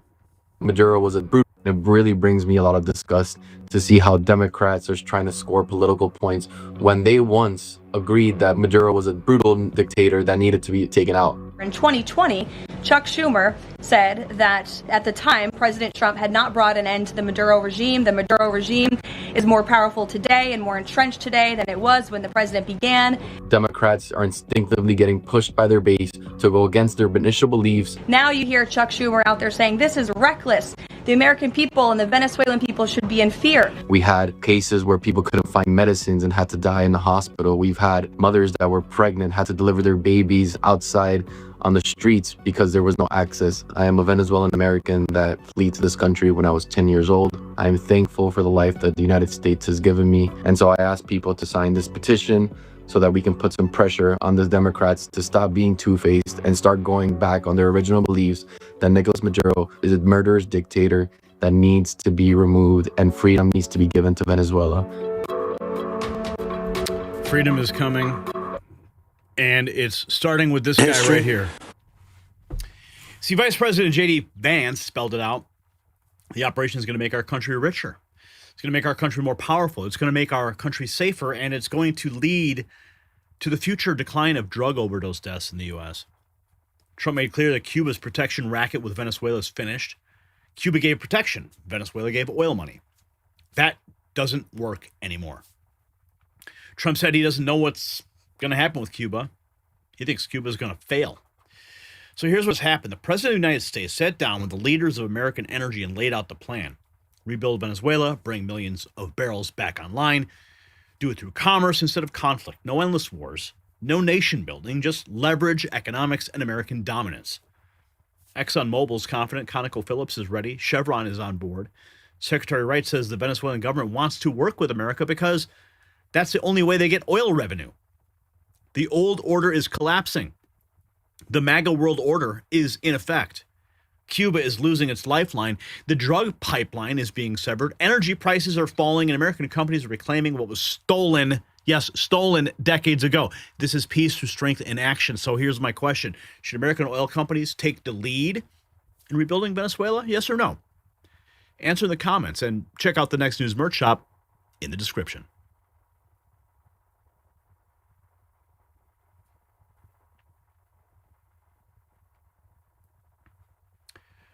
All right, moving right along. Yes, it is a Friday night here at the Raw Feed. You're watching it all unfold. How the sausage is made every single day, but today's a little bumpier than usual. But we're trying to handle it in stride. So I want to thank you for sticking around tonight. Whatever it is you're doing. Sound off. I want to hear you guys. What are you doing as you're watching the show? You're just hanging out? You got the TV on? Francie's just screaming through your house?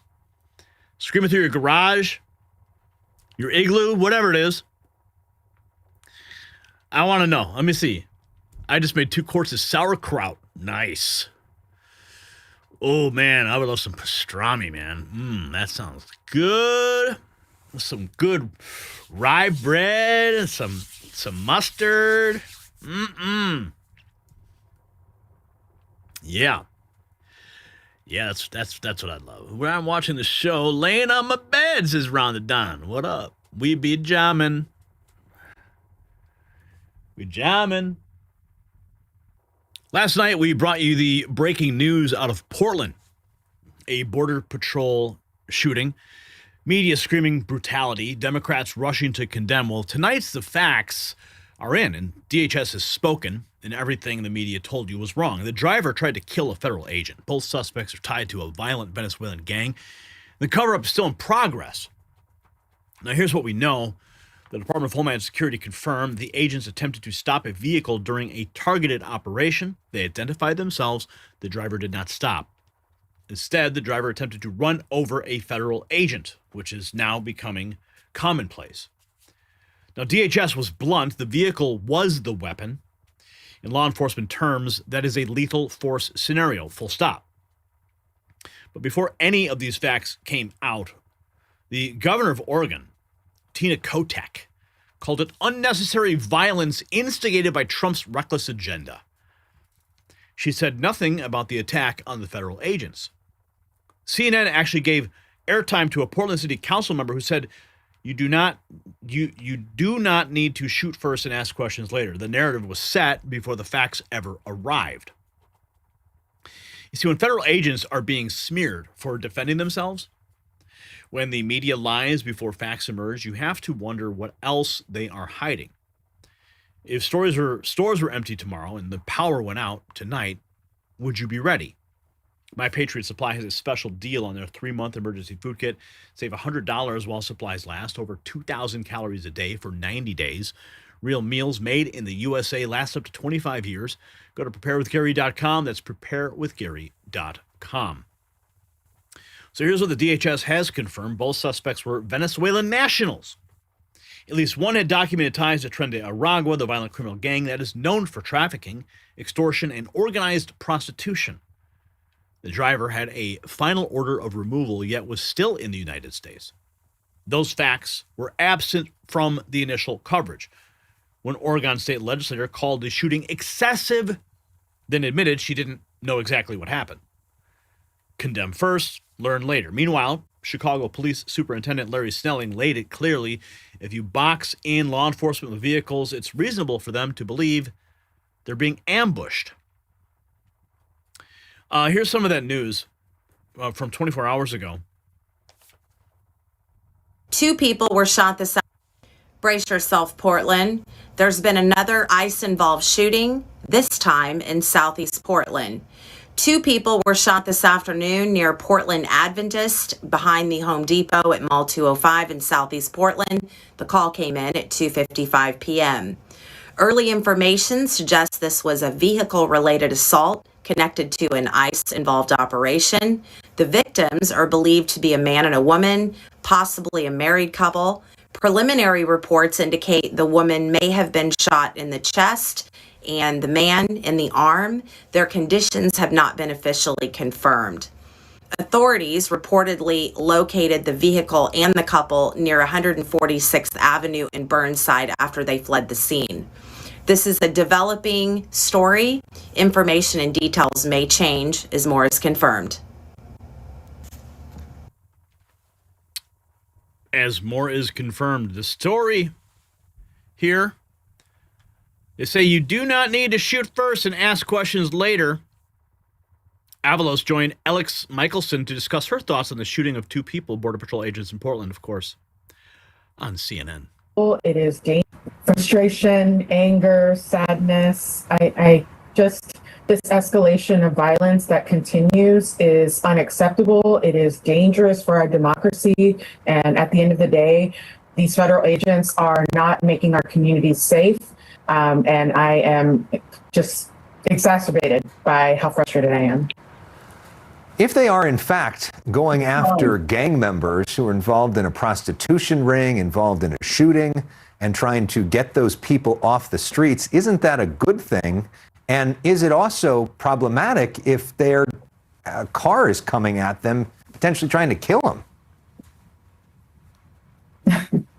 I laugh because there are just so many ways that the federal government is trying to make excuses for their behavior when at the end of the day, you do not need to shoot first and ask questions later, right?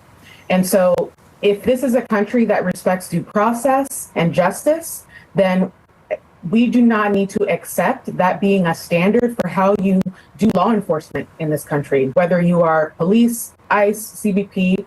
So I don't accept that premise, and I think we deserve better in our justice system when it comes to tackling crime. That's not good enough. Frustration. Yeah, of course. Right. DHS breaking their silence on the Portland shooting now. Targeted vehicle. So according to DHS, the Border Patrol agents were conducting a targeted vehicle stop around 2 p.m. local time yesterday, but when, quote, agents identified themselves to the vehicle occupants, the driver weaponized his vehicle and attempted to run over the law enforcement agents. Fearing for his life and safety, an agent fired a defensive shot. The driver drove off with the passenger fleeing the scene.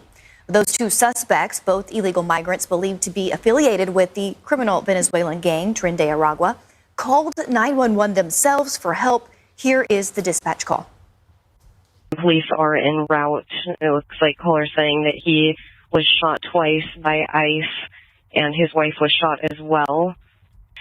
We have a male who was shot twice in the arm and his wife who was shot in the chest. Your talk group is going to be out one. Stand by for additional dispatch. Now, authorities say the male driver is allegedly a TDA member, while the female passenger is affiliated with a transnational prostitution ring run by TDA and was also allegedly involved in a recent Portland shooting. Well, Portland Police Chief Bob Day described what happened once first responders located the suspects. Watch. We found a male and a female with apparent gunshot wounds. Officers applied a tourniquet and summoned emergency medical personnel. The patients were transported to local hospital, and their conditions at this time are unknown. This is a federal investigation. It's being led by the FBI. Now, officials in Portland are calling for an independent investigation into yesterday's shooting. The mayor saying this, quote, "The full force threatened by the administration has deadly consequences. As mayor, I call on ICE to end all operations in Portland until a full investigation can be completed." Meanwhile, a group of people protested near the... Yeah, more paid protesters show up on cue. Matt Tardio says, I want to thank this Portland City Council member for helping to clarify the officer-involved shooting yesterday. Is there any information you can share with our viewers aside from what Council President shared earlier? All we know is that at this point, we know that the person who was shot by a federal officer was the one who called for an ambulance. We know that it was a husband and wife, as I understand it. That's about all we know right now. Yeah, that's about all we know. Yeah, sure. Maybe you should check your facts before you go to the microphone. Oregon Governor Tina Kotek straight up lies about the U.S. Border Patrol shooting in Portland. By another terrible. We are standing. Yep, they all look the same, don't they? Is that Ellen? Is that Ellen DeGeneres? We are standing here today, united as a state, wanting peace and safety in our communities. We are all shaken and outraged by another terrible, unnecessary, violent event instigated by the reckless agenda of the Trump administration. This time in our own state, in our largest city, coming just one day after the tragedy in Minnesota. We are standing here today, united as a state, wanting peace and safety in our communities. Yeah, and that's why Trump is sending in the Border Patrol to get the prostitutes and gang members off your streets who shouldn't be here in the first place. You'd think you'd be aligned on something like that. You want safety? You get the criminals off the streets. Don't belong. Criminal gang elements in the PNW, the Portland shooting breakdown. Members who alleged details are being released in the January 8th CBP shooting in Portland of two suspects, Tren de Aragua gang members who allegedly attempted to hit a federal agent with a vehicle. According to DHS, the driver of the vehicle, Luis David Nico Moncada, is a criminal illegal alien from Venezuela and suspected Tren de Aragua gang member. He illegally entered the U.S. in 2022 and was released into the country by the Biden administration. Since then, he was arrested for DUI and unauthorized use of a motor vehicle. He has a final order of removal. The passenger, Yorlens Betsabeth Zambrano Contreras, is a criminal alien from Venezuela and is associated with Tren de Aragua. She illegally entered the U.S. in 2023 near El Paso, Texas, and was released into the country by the Biden administration since illegally entering. Contreras played an active role in Tren de Aragua prostitution ring and was involved with a prior shooting in Portland. Now, highlights from the Oregon State officials' press conference on January 8th tells us all of the officials attending the presser, including Portland Police Chief Bob Day, admitted they did not know any details of the incident that a shooting occurred that involved two suspects and federal agents. The presser was several hours after the incident, as which time DHS had posted more information about the shooting, including that the suspects were Tren de Aragua members. Now, the Portland Mayor Keith Wilson says this is why we are calling on ICE to halt all operations in Portland until a full and independent investigation. Yeah, we all know. Here's some more. Oregon Democrat State Rep Andrea Valderrama called BP agents investigation. We are doing what we can as elected leaders to call for an end to this excessive force for This is a wannabe AOC right here. An investigation and with less charisma. And ultimately for peace and a safer neighborhood. You called it excessive violence. Do we know that it was excessive violence? We haven't seen any video of this yet. What Homeland Security says happened is that they were going after gang members who were in this country illegally, who were then driving a car at them, and they feared for their life. How do you know that it was excessive? I'm absolutely supportive of our Department of Justice's call for an investigation into what happened today. So I am eager with many of my neighbors to learn more about what happened. We are doing what we can as elected leaders to call for an end to this excessive force, for an investigation, and ultimately for peace and ultimately for peace. Yeah. Breaking. One of those shot. Here's what DHS told Fox. And they respond again, according to Portland police, just before 2:30, officers received information that a man had been calling for help in this area, and they responded, found a male and a female with apparent gunshot wounds. Again, police and officers on scene worked to give people medical aid during this incident before they were transferred to area hospitals. Again, their conditions right now are still unknown. Information as we can in the meantime. Okay, Christina, thank you. The FBI has just released a tweet saying FBI Portland is investigating an agent-involved shooting that happened at approximately 2:15 near the 10,000 block of Main Street in Portland, involving Customs and Border Patrol agents. You see, this is the playbook.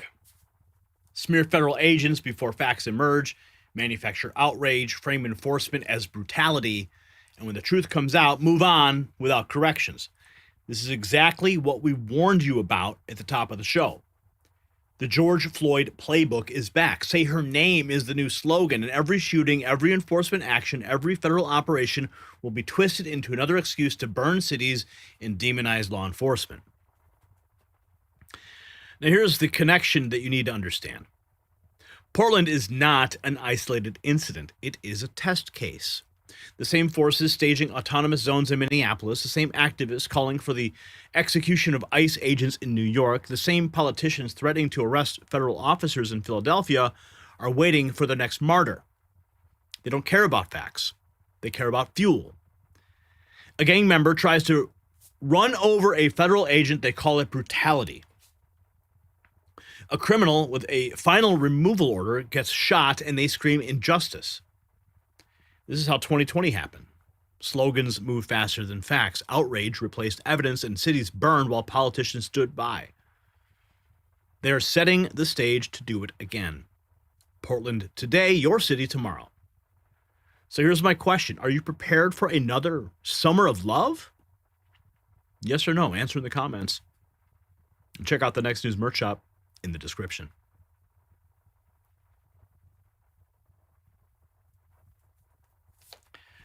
All right, look at that. G Campos dropping $50. Wow. We're closing out the week strong, you guys, even with all the hiccups tonight. Holy cow. Russia just fired nuclear-capable ballistic missiles at Ukraine. America's doomsday plane was spotted in the air. Social media exploded with claims of imminent nuclear war. The media ran with it, but here's what they buried. The missiles didn't have any warheads. The plane flies routine missions, and the real danger's not what you think. See, over the last 24 hours, the internet flooded with panic, speculation, and half-understood military jargon. Russia launched medium-range ballistic missiles known as the Oreshink into Ukraine's Lviv region. The missiles were unarmed. No nuclear warhead, but they are nuclear capable. Now, that distinction matters. Now, in modern nuclear doctrine, firing an unarmed ballistic missile is simply sending a message that we can deliver this with a warhead anytime that we choose. These missiles are part of Russia's MIRV-capable arsenal. Multiple independently targetable reentry vehicles. A Cold War doomsday technology designed to overwhelm missile defenses. Shortly after, the E-4B Night Watch was spotted airborne. That's the so-called doomsday plane, and the media lost its mind. Now, if you're over 40 and planning to retire someday, the window to protect what you have built may be smaller than you realize. And here's a question that most people never ask. Is your portfolio built for what's coming next? Many investors in their 40s and 50s discover they have little to no exposure to precious metals. That means their savings are largely tied to markets, policies, and paper assets with very little protection if conditions change. As retirement moves from someday onto the horizon, protecting what you've already built becomes just as important as growing it. And that's where Noble Gold Investments comes in. No pressure, no sales gimmicks, just clear answers. Visit nextnewsgold.com. That's nextnewsgold.com. Or you can call the number that is now finally on the screen. Now here's the truth the panic merchants buried. The E-4B Night Watch is an airborne command and control platform. It's designed to ensure continuity of government in a catastrophic attack. It flies regular readiness training and relocation missions throughout the year. Its presence in the air does not mean a nuclear strike is imminent. It means the military is doing its job during elevated global tension. The sighting came amid cascading pressure points. Russia escalating in Ukraine, the U.S. interdicting Venezuelan oil shipments, the collapse of the Maduro regime, renewed confrontation with Moscow. This was not a coincidence. It was deterrence choreography. Both sides signaling capability without crossing the red line. Here is the headline from the raw feed, the raw story, excuse me. I'm the raw feed. Very rare. Exit landing at LAX in Trump's doomsday plane. Sets off firestorm online. Exit landing at LAX in Trump's doomsday plane. Let's see if we can get a better shot of that thing. Look at this thing. This is the doomsday plane. That thing looks wild. Airborne command center. Pete Hegseth inside that at the moment that the photograph was taken. Here is the doomsday plane. The E-4B Night Watch made its first ever landing at LAX, surprising plane spotters. Built to run the government from the air and survive nuclear war, it refueled and took off Friday with a C-17 close behind. Only 2026 would see a flying nuclear bunker cruising Hollywood like casual VIP. This is from airline videos. Captured this. Never seen anything quite like that. I don't think I've heard of this plane, but I've never seen anything. It's like, you've got your Air Force One, but this thing is something, a bird of a different feather, if you will. Preliminary reports say Russian terrorists used an Oroshenk missile to strike the Styry gas field and gas storage in Lviv regions. This is in November 21st of 2024. It looks like that's the date associated, but this was posted 24 hours ago. So Russian terrorists used the missile. So Russian terrorists just have access to these missiles? Is that how it works? This is video from... Yeah, the timestamp on that video is 11/21/2024. So this is quite a long time ago. So who the hell's posting this stuff?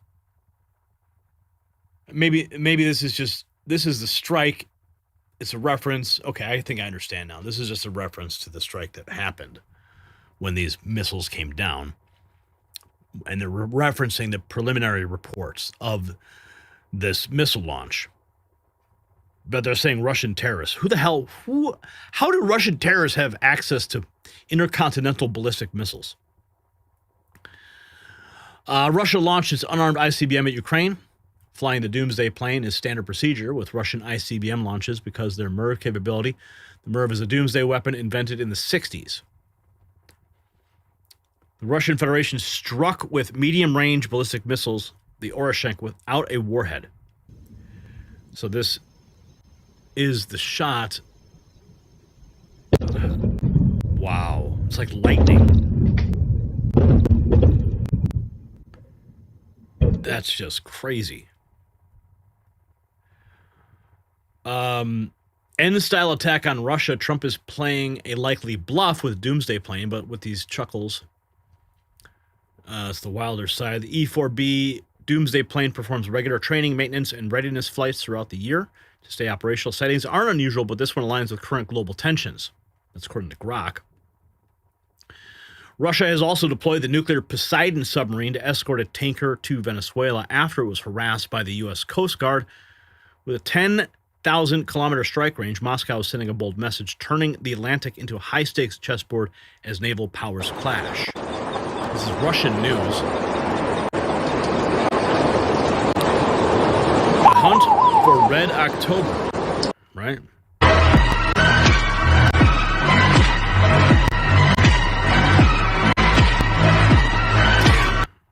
High stakes indeed. Here's the White House discussing the tanker that was taken, I should say confiscated legally. I wanted to ask you about the seized tanker, the Bella. There were reports before this that Russia had sent a submarine to escort it. Was there any engagement with that submarine? And then was the deconfliction line with Russia used ahead of boarding that? Again, this was a Venezuelan shadow fleet vessel that has transported sanctioned oil. The vessel was deemed stateless after flying a false flag, and it had a judicial seizure order, and that's why the crew will be subject to prosecution. I wanted to ask you about the subject to prosecution. How you like that? You play stupid games, you win stupid prizes. Russia sent the submarine into the Atlantic to rescue its tanker from American military, Bella 1, trying to escape from U.S. Coast Guard. It was empty at the time because it was unable to load oil in Venezuela due to the blockade. Another shot of that submarine that was used to support the Bella 1. Damn. This is just wild. Look at the little windshield on the front. Even a submarine has a little windshield. That's how they drive it, with a little steering wheel. They got a little lounge up there where they can drink their vodka. The U.S. sees the Bella 1. We covered this on January 7th after pursuit across North Atlantic. And 12 hours ago, they seized another. This is from NBC News. More on that. Air Force E-4B Night Watch, nicknamed Doomsday, highly modified Boeing 747, serving as an airborne command center to ensure continuity of government during nuclear war. Advanced communications, EMP hardening, thermal shielding to withstand a nuclear blast, and keep top leaders like President or Secretary of Defense in control. One of these four planes is always on alert, ready to become the primary command post if ground infrastructure is destroyed. And you just saw it land at LAX for the first time. Here's another shot. This is from Hardcore Military, the most expensive military plane in operation. $160,000 an hour to run it. As you work your way in, could you come up 3? Come on. Stabilize there. There we go. Refueling a 747 mid-flight. Contact disconnecting.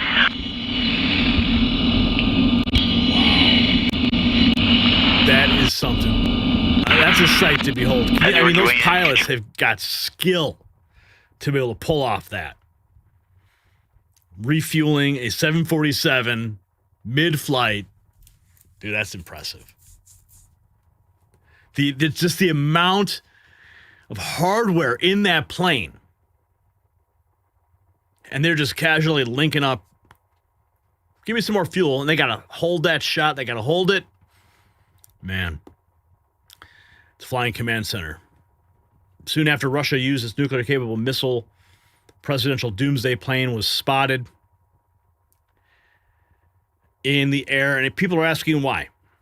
Well, it's because global tensions are at an all-time high, and especially with the actions going on in Venezuela, the blockade, the seizure of the Bella 1. I mean, this is going to be an interesting thing to watch. The truth is, though, Russia wanted attention, right? They got it. They tried to play chicken with us.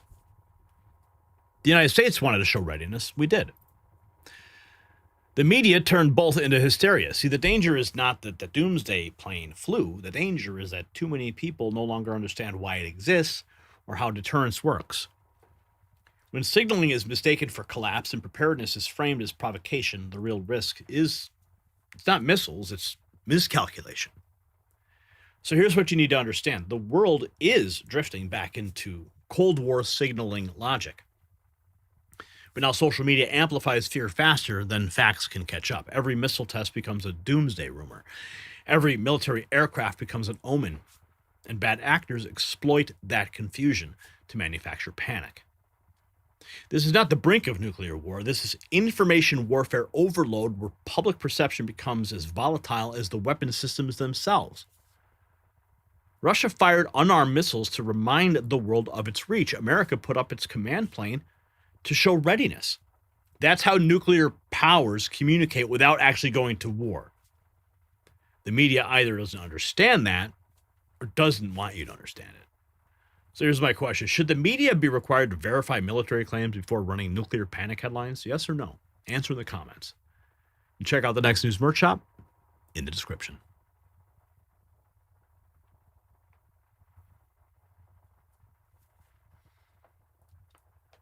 Okay. Checking in. Okay.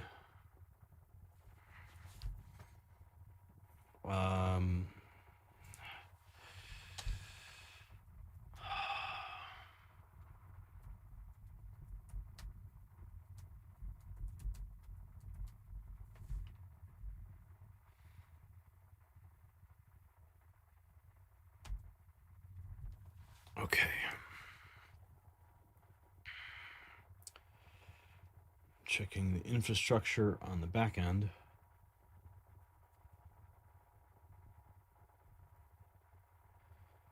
Huh. Well, it's a start.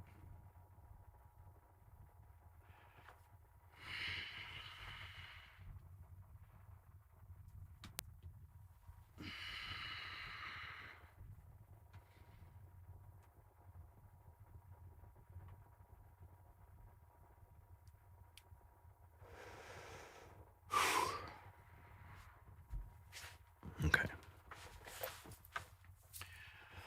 What a show, what a night, and what a moment in American history. We started tonight with a warning from 165 years ago. On this day in 1861, the Star of the West sailed into Charleston Harbor and Confederate batteries opened fire. It was the first shots exchanged between North and South. Not the start of the war itself, but the moment America realized federal authority was being openly defied. States had declared themselves beyond Washington's reach. Law enforcement was being told to stand down, and the question facing the nation was simple. Enforce the law or watch the country tear itself apart. Tonight we showed you that history is in fact rhyming. In Minneapolis, autonomous zones have been declared. Police are told not to enter. Paid agitators have admitted on national television that these protests are funded. The chant, "Say her name," is back, and it's being used to shut down debate before facts can emerge. Protesters in New York are calling for the execution of ICE agents. Philadelphia officials are threatening to arrest federal officers. Scott Jennings called it rhetorical secession from the union, and he's right. Let me show you the fraud task force expanding nationwide. Treasury, IRS, Federal law enforcement are now tracing hundreds of millions of taxpayer dollars that flowed from Minnesota to terror groups in Somalia. Senator Ted Cruz confirmed the scope. Ghost daycares are being exposed. Florida is cutting off its financial pipeline entirely. The people who got rich off the racket are watching it all collapse in real time. We showed you President Trump sitting down with the CEOs of Chevron, ExxonMobil, ConocoPhillips to rebuild Venezuela's oil industry. American technology, American expertise, American dominance. Maduro is gone. Cuba's protection racket is finished. Energy prices are falling, and the drug pipeline that poisoned American communities is being severed at the source.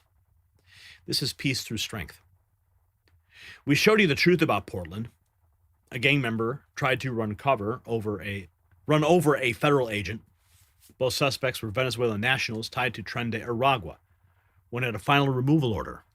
The vehicle was the weapon, and the media lied about it before the facts were in.